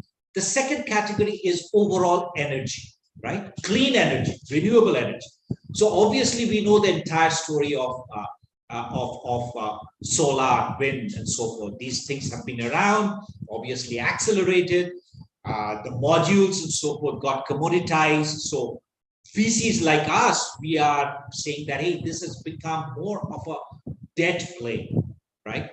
And that, hey, you put up a solar farm, you sell electricity back to the grid, you get returns at an X%, right? So that doesn't interest a VC anymore, right? Because we are looking at 3x, 10x, 3x, 5x, 10x returns on our investment in few years. So where are the investors kind of investing in? Yes, we have invested in solar kind of technologies, which increase the efficiency of solar panels, right? A lot of investments today are going into the hydrogen sector, right? And there are a bunch of challenges in that sector as well. But green hydrogen, essentially, the problem essentially is, we can do all the fuel cells and so forth. But what happens if the hydrogen that we are making, hydrogen that we are producing, is made from dirty electricity, right? So lots of interest in hydrogen, green hydrogen systems, geothermal heating and cooling, energy storage, because the basic problem about renewable energy is you have to store that energy. It comes in peaks, it comes during daytime, it comes during windy times, right? And during that nighttime, you don't have the renewable energy source, so you have to store it somewhere. So total, I would probably say 9 out of the 78 unicorns today are in the energy sector. So what is number three? Number three, you're going to see a lot of food, agriculture, land use, or agri-tech related. Lot of greenhouse gas emissions come out from the agri-tech sector as well. And one of the primary ones is the meat industry, right? And as you see, the developed nations, US, Europe, they've all kind of gone in protein-rich diets. India, other parts of the developing nations, we are going from a vegetarian diet to a meat diet, right? Additional protein intake and so forth. So, but if we start kind of doing the way the developed nation has gone in, there's going to be tremendous amount of greenhouse gas emissions. So people are looking at lab-grown meat, improving the protein intake, plant-based protein intake. So 5 out of these 13 unicorns in this space is focused on clean lab, 3D printed meat, like layers after layers, you're creating your steak, right, almost, or burgers in the lab. So that's a big investment area. We are seeing a lot of startups in India as well. Another aspect which is coming on in the farming is we need to improve the productivity of the farming. So vertical farming, hydroponic systems, those are big investment areas. So, and anything to improve the farm to table supply chain to reduce food wastage, those are the big areas as well. The next piece, the fourth piece, is on the industry, manufacturing, resource use. As you know, anything talking about the steel industry, talk about electronics, until and unless we do a circular economy, a recycling economy, those aspects kind of get put into the landfill, right? And that's a serious offense. So there's a big industry consortium called Steel Zero. Can we start making steel at a net zero impact, right? We cannot live without steel, but there's a Steel Zero. Similarly, in the next category of built environment, during construction, over 20% of the greenhouse gas emissions. So cement industry, brick industry, the kind of industries that gets impacted because of enhanced construction. And that is very important in India, especially because greenhouse gas emissions get emitted during, not just for the construction of the buildings and your houses, but it gets impacted during the operation as well, because you need more heating and cooling. And a classic example you're going to see that we have put in all the glass packets in all of our office buildings, kind of copying the West, which is much more cooler climate, right? And that's a disaster. It's kind of the glass is trapping all the heat inside, and we are now spending a lot of energy in cooling this stuff. Moving on, there's a lot of category of investments coming into the financial services space. So green financial services. You need a lot of capex. You need a lot of capex in terms of these industries, right? If you want to change from traditional to green. And that's when a lot of financing gets involved, loans gets involved. And that's this big financial industry kind of coming in. GHG capture, greenhouse gas capture, removal and storage, be it carbon markets. Today, carbon markets is a $300 billion industry. Carbon sequestering, that means can you capture the carbon, the CO2 from the atmosphere and start putting them inside or make something bigger use of it. This industry is just coming up. In fact, as part of the US-India grants challenge, as part of the USIS grants challenge, we have just called to action carbon sequestering technologies as well. And then overall, the last category talks about the climate change management and reporting, be it satellite-based, climate and earth observation, driven by satellite or microsensor data collection, right? Can we provide the data necessary to help globalize the global decarbonization efforts? A lot of companies out there. Even in India, we are seeing companies like Blue Sky Analytics, Ambi, they're using satellite data to map out. So instead, people historically have tried out putting in sensors and that has been a lot costly, a lot of, small areas need to put in these sensors. But then people are making efforts in terms of trying to use satellite data to figure out where are the sources in small square kilometer areas, what is the source of GHG, what is CO2, what is PM 2.5, and so on. So if you look at all of these categories, there's a lot of dependencies in terms of ultra long sales cycles, a lot of capex plays. The return horizon of investments is probably going to be longer as compared to a typical consumer or a SaaS focused company. But that being said, the challenge for these clean tech companies is to scale. Right? So we are seeing a lot of investments in the angel seed level. A lot of companies are ready to fund them once they have scaled up, right? The private equity players and so forth are coming in. But it's that typical value of debt, which is common across all industries. That's a bit of a challenge. That's where more amount of funding, more amount of investment kind of needs to come in to take that basic innovation and so forth, like say carbon sequestering technologies, to scale. Just to give you an example though, there are today 3,000 plus climate tech startups globally. And within the next 4 or 5 years, I mean, all the pundits are talking about 10,000 plus climate tech startups. Bill Gates also famously said, hey, we have created probably 1 Tesla at this point. Within the next 5 to 10 years, there will probably be similarly 10 such Teslas, right? So the opportunity, guys, is immense in the climate tech space, right? It has just kind of started. And the decarbonization opportunity over the coming decades is probably the biggest business opportunity in your careers as you guys kind of get on to your jobs, your first jobs, your second job, your third job, and so on, right? So I will stop right here and open it up for any questions.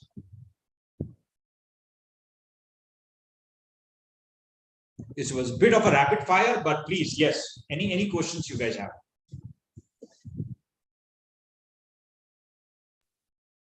Thank you, sir, for sharing your insights. We have a couple of questions from the audience.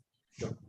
So the first question is, raising early stage funds is uphill climb for most of the deep tech startups, and not only are willing to back these bold startups, what could further be done in order to make these startups raise funds more proficiently? Yeah, so if you look at the history, even if you ask me, like 3-4 years back, Indian investors, we did not invest in deep tech. We were more kind of typical consumer tech and so forth. So the good news is the industry is changing as well. So there are funds like us, Bharat Innovation Fund, and a handful of others now investing in early stage deep tech companies. And we are seeing a good number of such companies also coming. But see, at the end of the day, it's a bit of a chicken and egg as well. As you see more success stories, more investments will come in. Right? So this has happened already in the consumer tech, the SaaS tech. Today, we have so many unicorns that has been created. And back in 10 years back, we did not have that kind of investment in this space. So frankly speaking, once we start showing some good returns, right? And it's the duty of us investors like us to show a bunch of good returns. That's when money is going to come pouring in. But that being said, even in the last 2 years, the number of investments that have happened in the deep tech, the number of VCs that have come up into this space, we were probably the earliest when we started in 2018. But things are rapidly changing as well, because even investors are realizing, hey, you can do only so much in the consumer tech, the SaaS tech, and so forth. And that's getting way too crowded as well. So the VCs with they are now looking at, hey, what's more innovative? And I typically talk about the 3 phases of evolution in the Indian startup ecosystem. If you look back 20, 30 years, we started with more of a services economy. So we did not have capital, venture capital back then.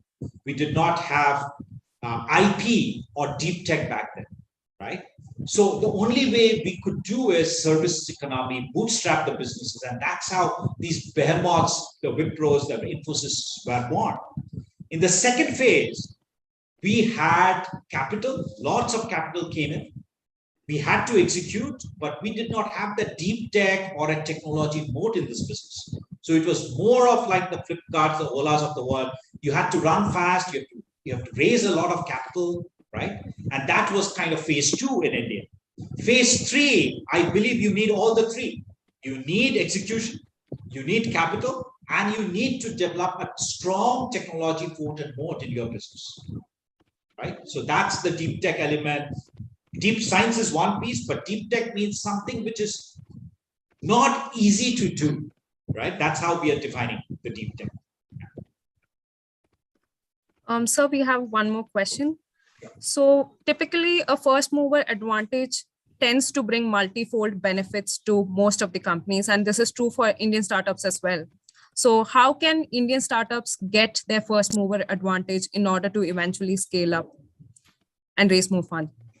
Yeah, so so there has been a lot of cases, right? Yes, to a certain extent, the first mover advantage plays well. In this case, it was Flipkarts of the world and so forth in India. But sometimes, the industry has shown, history has shown, you could potentially be a very fast second mover or a third mover with very solid product market fit and so forth. See, the challenges of always being a first mover is if the market is not ready as yet, then you spin a lot of cycles, you are making a lot of mistakes, you're educating the market and so forth, right? And it takes a lot of time, effort, energy, right? Versus a second mover, third mover, if you start seeing kind of the green shoots in this specific sector, specific phase, how can you execute? How can you learn? How can you execute much faster, better than the first mover? And history has shown Apple has done it, Microsoft has done it very successfully. They were not the first movers, but they were the fast followers. So I would probably look at it from that lens as well, that, hey, is the timing, see, what we have realized investing is timing is everything in the market. You have to get it right. If you are way too early, the market is not ready. So how can you quickly experiment, do kind of focus groups, do kind of initial product market fit, get it out to the market and see if the customers are buying it. Is the dog eating the dog food, right? That's the first step. Once you are able to do that, demonstrate it to the investors, then scaling up, be it hiring the right folks, be it getting the investment, then it becomes a bit easy. But that's the challenge of some of the first movers. If you look at, there has been history of first movers in the EV sector and so forth as well. But it's now that things are kind of just ramping up, right? So I would probably, again, go back to history a lot to look at what kind of technologies, what kind of startups, have they been always first followers, or are they fast followers, or first to market or fast followers? Thank you, sir. We have a question from Professor Anantharaman. We request Professor Anantharaman to unmute.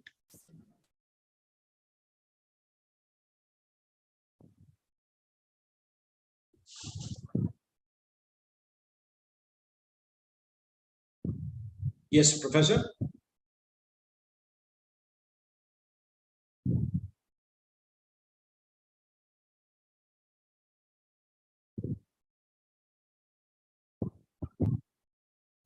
I think Professor Anantharaman is unable to unmute. Thank you, sir, for sharing your insights. We are grateful for your time and effort that you took in order to share your thoughts and experience with us. So moving on to the next speaker, now I would like to call upon Hema. Thank you. Thank you, sir. I would like to call upon Hema to introduce the next speaker.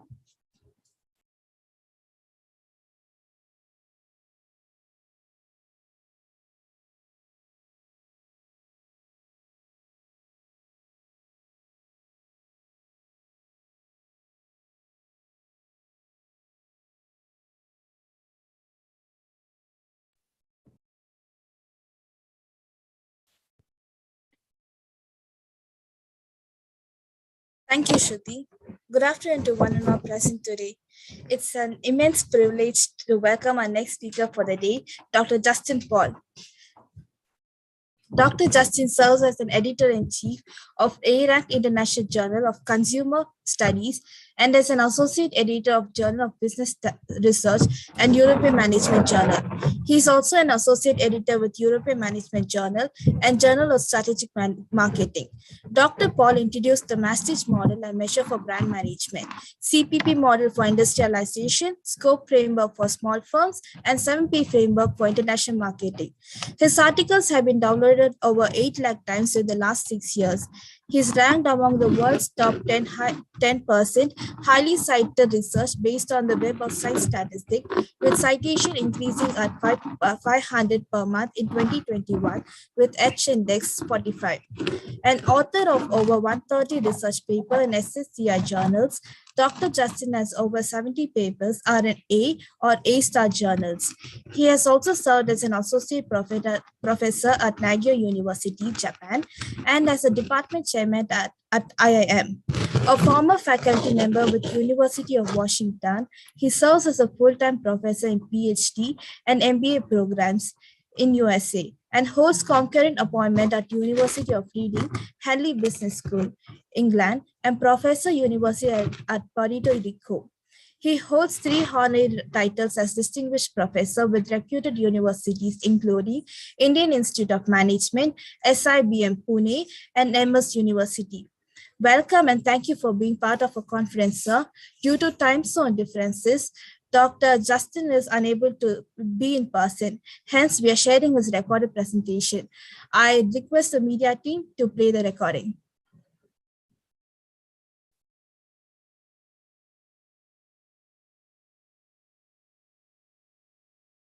Thank you, Principal and Director. Thank you, Reverend Father Manoj and Professor Thomason and St. Joseph's Institute of Management for this invitation to deliver speech as part of your international conference. Due to time difference, I have to record this speech and I have to send it to you. And thank you for this invitation. And I would like to congratulate the organizers for being active and organizing this conference in an interesting way. And I'm on American time, so it is too difficult for me to adjust my time with your conference time. So, however, your conference topic is very interesting and insightful for me, considering the current pandemic situation. So I would like to share my PowerPoint and I would like to discuss with the help of this PowerPoint. Yeah, so COVID-19 pandemic has its own impact on different sectors. As you know, many businesses are on the verge of collapse, or some of them have already collapsed. So especially the small companies, small and micro enterprises, they have had a lot of problems, and they have had a lot of issues these days after the COVID-19 pandemic started. So for last 2 years, you have seen, or we have seen, that a lot of changes everywhere in every sector. The new paradigms have shaped or reshaped the industries. For example, if you look at hospitality and tourism industry, they are almost vanished in many countries, and there are so many other examples. Labor intensive industries were badly hit. Capital intensive industries and technology intensive industries, they were not hit. They were the beneficiaries of this pandemic. However, sensitive industries are labor intensive industries. So my talk today focuses on COVID-19 and new business environment synergies and strategies. And I would like to give you some ideas about what can be done for the companies, for the survival and success of the companies, for the small and medium scale enterprises, as well as micro enterprises in the post-COVID era. So let me start with survival versus success. A company increases its likelihood of survival when it grows and achieves competitiveness. Competitiveness is very important, and every company needs to achieve competitiveness. If a company is not able to achieve competitiveness, company will die. The average life of a small scale enterprise is about 10 years, and average life of a micro enterprise is about 5 years, and average life of a medium scale enterprise is about 25 years, and average life of a multinational enterprise is about 75 years. This is a reality, especially with pandemics and uncertainties when business cycles. Many small and micro enterprises die and they collapse. They run on bankruptcy situation. So this is a reality. So because of the pandemic, because of COVID pandemic, global economy has witnessed shrink, and millions have filed for unemployment benefits, especially in countries like America. Millions have filed for unemployment benefits. Thousands of people have been laid off across the countries, especially I live in America and I see that hundreds of people or thousands of people lost their jobs, or companies have terminated their jobs because companies are not in a position to make or generate enough income, so they have to terminate many employees. Labor intensive industries face more challenges. People working in labor intensive industries, they lost their jobs. And some statistics about COVID-19, maximum COVID-19 cases were reported in the US, and India has second place and Brazil has third place. And COVID death wise, US is on top and Brazil second, and India is on third position. It originated from China, but China controlled and China managed the COVID cases, both in terms of total number of cases and death. GDP growth wise, 2021 GDP growth rate in percentage, India's GDP growth rate was minus 7.25, and US it was minus 5.6, UK it was minus 9.2. So that means economy wise, the country that was badly hit because of COVID-19 crisis was UK. Business environment, COVID-19 has made companies search for opportunities necessary in order to survive. There has been setback on transactions taking place during last 2 years. And if you look at challenges for small and medium scale enterprises, small and medium scale enterprises face survival threats and challenges because of COVID-19. This is the reality. I know somebody who is in New Delhi. He runs a small enterprise, and his wife is a professor at IIT Delhi, and they married because she expected that this gentleman would be financially secure, and because he has a good business and all this kind of things. But COVID-19 vanished his business. He has zero income now, and they are very disappointed. And she is regretting the fact that she married this gentleman with zero income now. So there are so many issues and so many problems like this that has direct or indirect impact on each and everyone's life in a different way, or in a direct or indirect way. Many small and micro and medium scale enterprises have run short of cash or capital. Some of them have shut down their business operations in different countries. And this pandemic also raises challenges for many marketers, many challenges. Firms have had to rethink their strategies. We argue that the firm from an emerging economy should carry out an analysis based on the first P concept from our framework, so that they can perform better in the post-COVID-19 period. From our framework, what we have is that I would like to suggest and I would like to introduce a 7P framework, which you can use in the post-COVID-19 period. So what we are trying to do is, what I'm trying to do today is that I'm trying to give you the global business environment scenario, crisis scenario, and impact on different sectors like labor intensive sectors, hospitality and tourism sectors, and services sectors. They are all badly hit. Technology intensive sectors, online based business opportunities, they are not hit. They have more opportunities. I'll tell you an example. NVIDIA is a California based information technology solution provider, and they also have gaming business and so many other businesses. NVIDIA is a beneficiary of this pandemic. NVIDIA has paid bonus to their employees, much more bonus than they used to pay. Because of the pandemic, they have online business, their revenue increased, and many other companies like Zoom, once upon a time, Zoom, nobody knew Zoom. So now how much money Zoom is generating. So there are some beneficiaries out of this crisis, but majority of the small and medium scale enterprises and majority of the enterprises, those who have been doing business using traditional brick and mortar model, they are the losers of this pandemic. They are facing challenges because of this pandemic.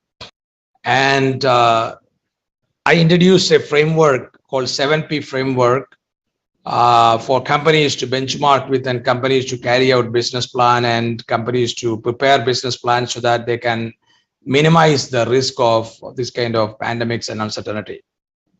We argue that a firm from an emerging economy should carry out analysis based on the first pre-construct from a framework so that they can perform better in a post-COVID-19 period. Social distancing and impact. This leads to increasing importance for online transactions. This implies that the companies focusing on online business will be winners because most customers prefer online purchase these days. Yeah. So the social distancing and COVID pandemic guidelines, this has created, or this has led to increasing importance for online transactions. Online transaction, everybody is talking about online transaction, everybody is going for online transaction, everybody is using online channels for purchasing. This implies that the companies focusing on online business will be winners and others will be losers. Companies, those who do not focus on online business, they will be losers. Because most customers prefer online purchase these days. This is a reality. Almost all businesses in travel and tourism sector incurred huge loss. This include travel agencies, monuments, restaurants, and hotels located in tourist locations. I tell you a couple of examples. I live in a town next to the beach, and it's a lot of tourists come to this place. And a lot of American tourists, many Canadian tourists, many South American tourists, they all visit my place. And there are beautiful beaches. And because of the pandemic, people stopped coming, tourists stopped coming. And many restaurants, those who were primarily targeting these tourist customers, they closed permanently after 2 months of lockdown time, because when lockdown was announced, these restaurants were not getting any customers. They decided to shut down their operations and they closed down permanently. And one classic example is Hard Rock Cafe. Hard Rock Cafe is a very well-known American brand cafe, and they closed down. They closed down. And there are similar other examples. One Chinese lady, she is running a Chinese cafe or Chinese restaurant in my place. She originally migrated to America from China as a Chinese cook. Then she was ambitious. Then she started a restaurant, and then Chinese restaurant, and then she expanded. She opened 3-4 other branches of her restaurant. She was running, everything was on a leased premise. That means she had rented every building where she was running the restaurant. Because of lockdown, 3-4 months, she had to close down her restaurant, and everything was closed, and she was not able to generate money to pay her rent. And finally, landlords who had given this lease property to this Chinese lady to run Chinese restaurant, landlord terminated her lease because of this pandemic, because of the lockdown and all. She was not able to pay rent.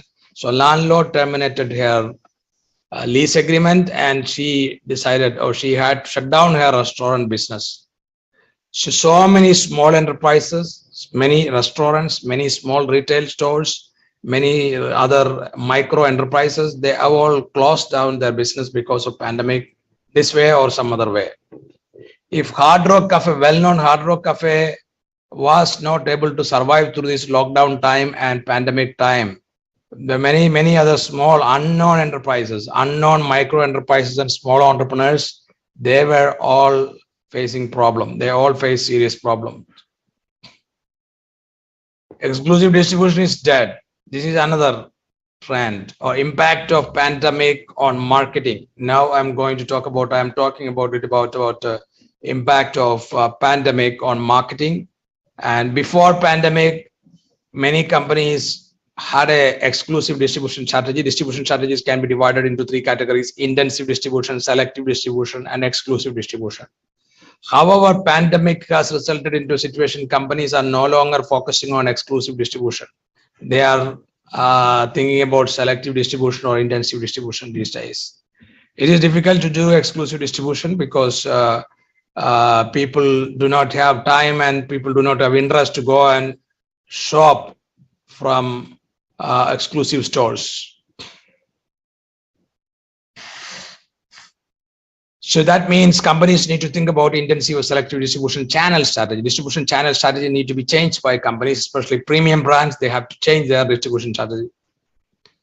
And next point is customers would not prefer to pay for premium brands as part of saving strategy. Yeah. Many customers these days avoid paying for premium brands. They tend to buy normal brands. This is part of their saving strategy. Brand managers will have tough time for at least one more year. Organizations relying upon income from advertisement will have tough time because majority of the companies will not spend money for advertisement. And many companies, they face uncertainty. When a company faces uncertainty, they will not pay for advertisement. They will not pay hundreds of dollars or thousands of dollars or $10,000s for advertisement when there is uncertainty. When there is optimistic time, they will pay for advertisement. When there is uncertainty, they will not pay for advertisement. As a result, companies face challenge and companies are not getting advertisement. Artificial intelligence will get more importance. For example, robots, hourly wage system will get more importance. These are all important things. For example, in many countries, the employment used to be permanent, which means employment, when an employer hires somebody, it was used, the hiring used to be for permanent contract permanently. However, nowadays with the pandemic and uncertainty and risk, lot of hiring is based on hourly wage system. World will be divided into two diplomatic teams under US and China. India will be with US and Pakistan will be with China. This is another emerging trend. This is another evolving trend. Hourly wage system instead of permanent wage system, and diplomatic division of teams, diplomatic division of countries, and new technologies like artificial intelligence getting more importance. Hospitality industries are badly hit and face serious problems. Movie theaters will not get people to go inside. Hotels, restaurants, airlines, tourist locations based small businesses, etc. run out of businesses. Some education institutions face challenge because of social distancing guidelines. This example I was talking about the Chinese restaurant case study. This is a reality, and Chinese restaurant owner closed down her business because she was unable to pay the rent to the landlord, even though she had a prosperous Chinese restaurant business before the pandemic. And I also tell you, I know some people, those who have lost jobs during this pandemic, they were working as employees in the hotels. As I said before, I live in a tourist location and there are many 4-star and 5-star hotels. Sometimes I go for morning walk or evening walk around these 5-star hotels. Hotels like Marriott, Hilton, they are all surrounded by me. And I met some people before the pandemic, some employees, some hotel employees, and some of them lost their jobs, and they told me that the hotel management terminated employees because of the pandemic, because hotels had to shut down for 6 months and so on. So the best strategy hotels followed was to terminate the employees.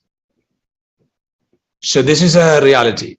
And because in countries like America, hire and fire is very easy because there is no permanent job system in many corporates, in many companies, because most of the appointment letters will have a clause that if company is not able to generate enough income to pay the salary, they reserve the right to terminate the employees. So that is part of the employment contract letter in many companies. So using such a clause, many companies terminated employees. On the other hand, some academic institutions also stopped hiring new professors with permanent job offer. Instead, they are hiring on contract basis. So this contract-based job offers turned out to be more common in academia too. So now I introduce the 7P framework for business plan preparation for all companies, especially small, micro, and medium scale enterprises. Performance is the function of potential path, process, pace, pattern, and problems. So here, what we suggest is that if you don't take into account these P constructs, your company will remain in trouble and will run on loss even in the post-COVID time, at least for 2-3 years. So in order to help your company, in order to carry out a proper feasibility business plan, we would like to suggest this 7P framework for all kind of small and medium scale enterprises and micro enterprises to use this framework and redraft your business plan. For example, this framework is based on 7P constructs, and this can be written in an equation framework like performance is a function of potential, path, process, pace, pattern, and problems. Potential. In order to estimate performance, you have to assess the market potential of your product in different markets. And next P is path. You have to look at growth path of your company. How do you generate funds, sources of funds, and so on. And process and pace, the next 2P constructs. You have to analyze and you have to plan. You have to decide speed of entry and change of entry mode as part of this process and paces. PP, process and pace. You have to analyze, you have to look at, you have to plan, you have to decide speed of entry and change of entry modes. And pattern refers to the portfolio, let's say product portfolio and destination portfolio. So as part of pattern strategy, you have to look at industry, product, and market entered, industry, products, and markets that can be entered, and destination portfolio and product portfolio, product lines, and so on. Diversified pattern will help. Product differentiation will help. Product innovation will help to achieve performance. And problems is the next P. The last P in this equation, this framework, is problems. Problems can be broadly classified as anticipated problem and unanticipated problems.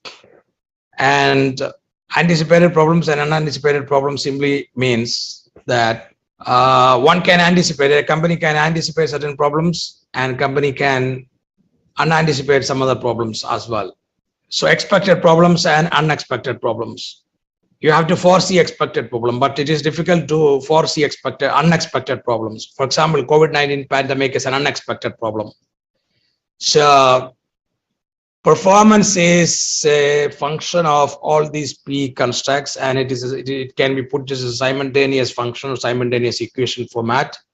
And each and every company need to look at these P constructs in order to achieve greater performance in the post-COVID-19 period. This is what I would like to suggest today as part of my lecture, and try to look at these P constructs in detail, try to analyze these P constructs in detail so that your company can achieve rousing gains and transcend horizons in the days to come. This is very important. And these 7P constructs are useful in local market as well as in foreign markets. So ultimate goal is to achieve growth and competitiveness in the local market, in the domestic market and foreign markets. And this P construct, this P framework will help you to achieve this target. For example, what is potential? Potential refers to the opportunities and activities in the host market that create a favorable or unfavorable position for incoming companies. Yeah, and identifying potential is important. Timing of analyzing the potential is also important. Path is a P construct that is grounded in strategy, fund sources, and type of firms. This needs to be analyzed, this needs to be looked into. Process, catch-up strategy, organic versus inorganic process for growth. These are all important. Pace means speed. Speed of internationalization, determinant factors, technology, competition, mediating perception, moderating force of network. Speed at pace, what pace, at what pace or at what speed you can do business. Speed at which a company's international expansion by switching from one entry mode to another. This is what is important. And your pace of doing business, what determines your pace? Technology. Technology is very important. You need to have technology. Your company should be technology intensive. Your company should have better technology and modern technology and most adaptable technology and most up-to-date technology. All this will help you to do a business at a greater pace. you have to always keep in mind that first mover and fast mover will have greater probability to succeed and will have greater probability to perform. So technology will help you to be fast mover, technology will help you to be fast mover, and technology will help you to be a front runner with reference to the pace of doing business. And in this regard, myself and Rosarito Sanchez, we developed a CPP model for companies internationalization. CPP model stands for conservative, predictable, and pacemaker model for companies internationalization. We classify companies into conservative firms, companies, those who forget to leverage the global opportunities, they remain as local companies. That's why we call them as conservative companies. Predictable companies, those who leverage the opportunities from the regional markets, pacemaker markets. Pacemaker means companies, those who succeed in leveraging the opportunities arising out of foreign market. So this is called CPP model. CPP model also helps you to analyze the pace of doing business. Patent refers to, patent relate to what and where and what product or services is sold locally and internationally. This can be analyzed with reference to patent. Diversified patent will always help. And where it is sold can also be answered under the category patent. Whether you have diversified destinations. Diversified destination will help to minimize the risk of relying upon one market. Problems. There are several problems, as I said before, expected and unexpected problems. For example, if a company wants to internationalize their business, they might face, in case if a company is from a developing country like India, they might face challenges like cognitive bias, liability of foreigners, and resource limitations. Such problem can be expected problems, but unexpected problem. COVID-19 pandemic is an unexpected problem. So foresee expected and unexpected problem, both type of problems, and include that and account it as part of your business plan in advance so that you will be in a better position to tackle them as and when problem occurs. So this is what I have today to discuss and to share with you. And keep in mind that these P constructs together determine performance. Performance is a function of potential path, process, pace, pattern, and problems. And this equation, this framework will help you to achieve, to benchmark and to prepare feasibility of your business in long run and in your market as well as in other markets, and succeed and prepare your business plan to succeed in your industry, whichever or wherever industry and wherever country you are operating. And this is what you should know and you should keep in mind. And what we need to keep in mind is that globalization has sparked an interest in internationalization, and globalization is a reality. And we have to learn to leverage the opportunities arising out of globalization, even though we have concerns that COVID-19 pandemic has created uncertainty. And we have to learn to tackle this uncertainty and resolve the problems of uncertainty using the 7P framework and using some other strategies. Organic versus inorganic growth strategies need to be also analyzed and adopted based on circumstances and situation and industry. And again, I would like to encourage you to be an online business solution provider these days, because online solutions are more helpful and more acceptable these days. Instead of just doing offline business, think about online business if you have only offline business. And these are my contact details I'm showing you here in case if you want to contact me and ask you questions later. My email is profjust@gmail, and my web is drjustinpaul.com, and my page is facebook.com/drjustinpaul to follow me and to follow my posts. Thank you very much, and thank you St. Joseph's College for this invitation. And I would like to wish you all the best for your conference. Thank you very much.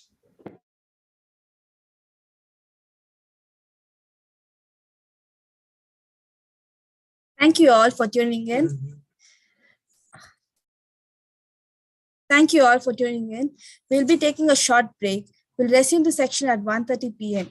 Do tune in for post-lunch to hear the perspective of eminent leaders.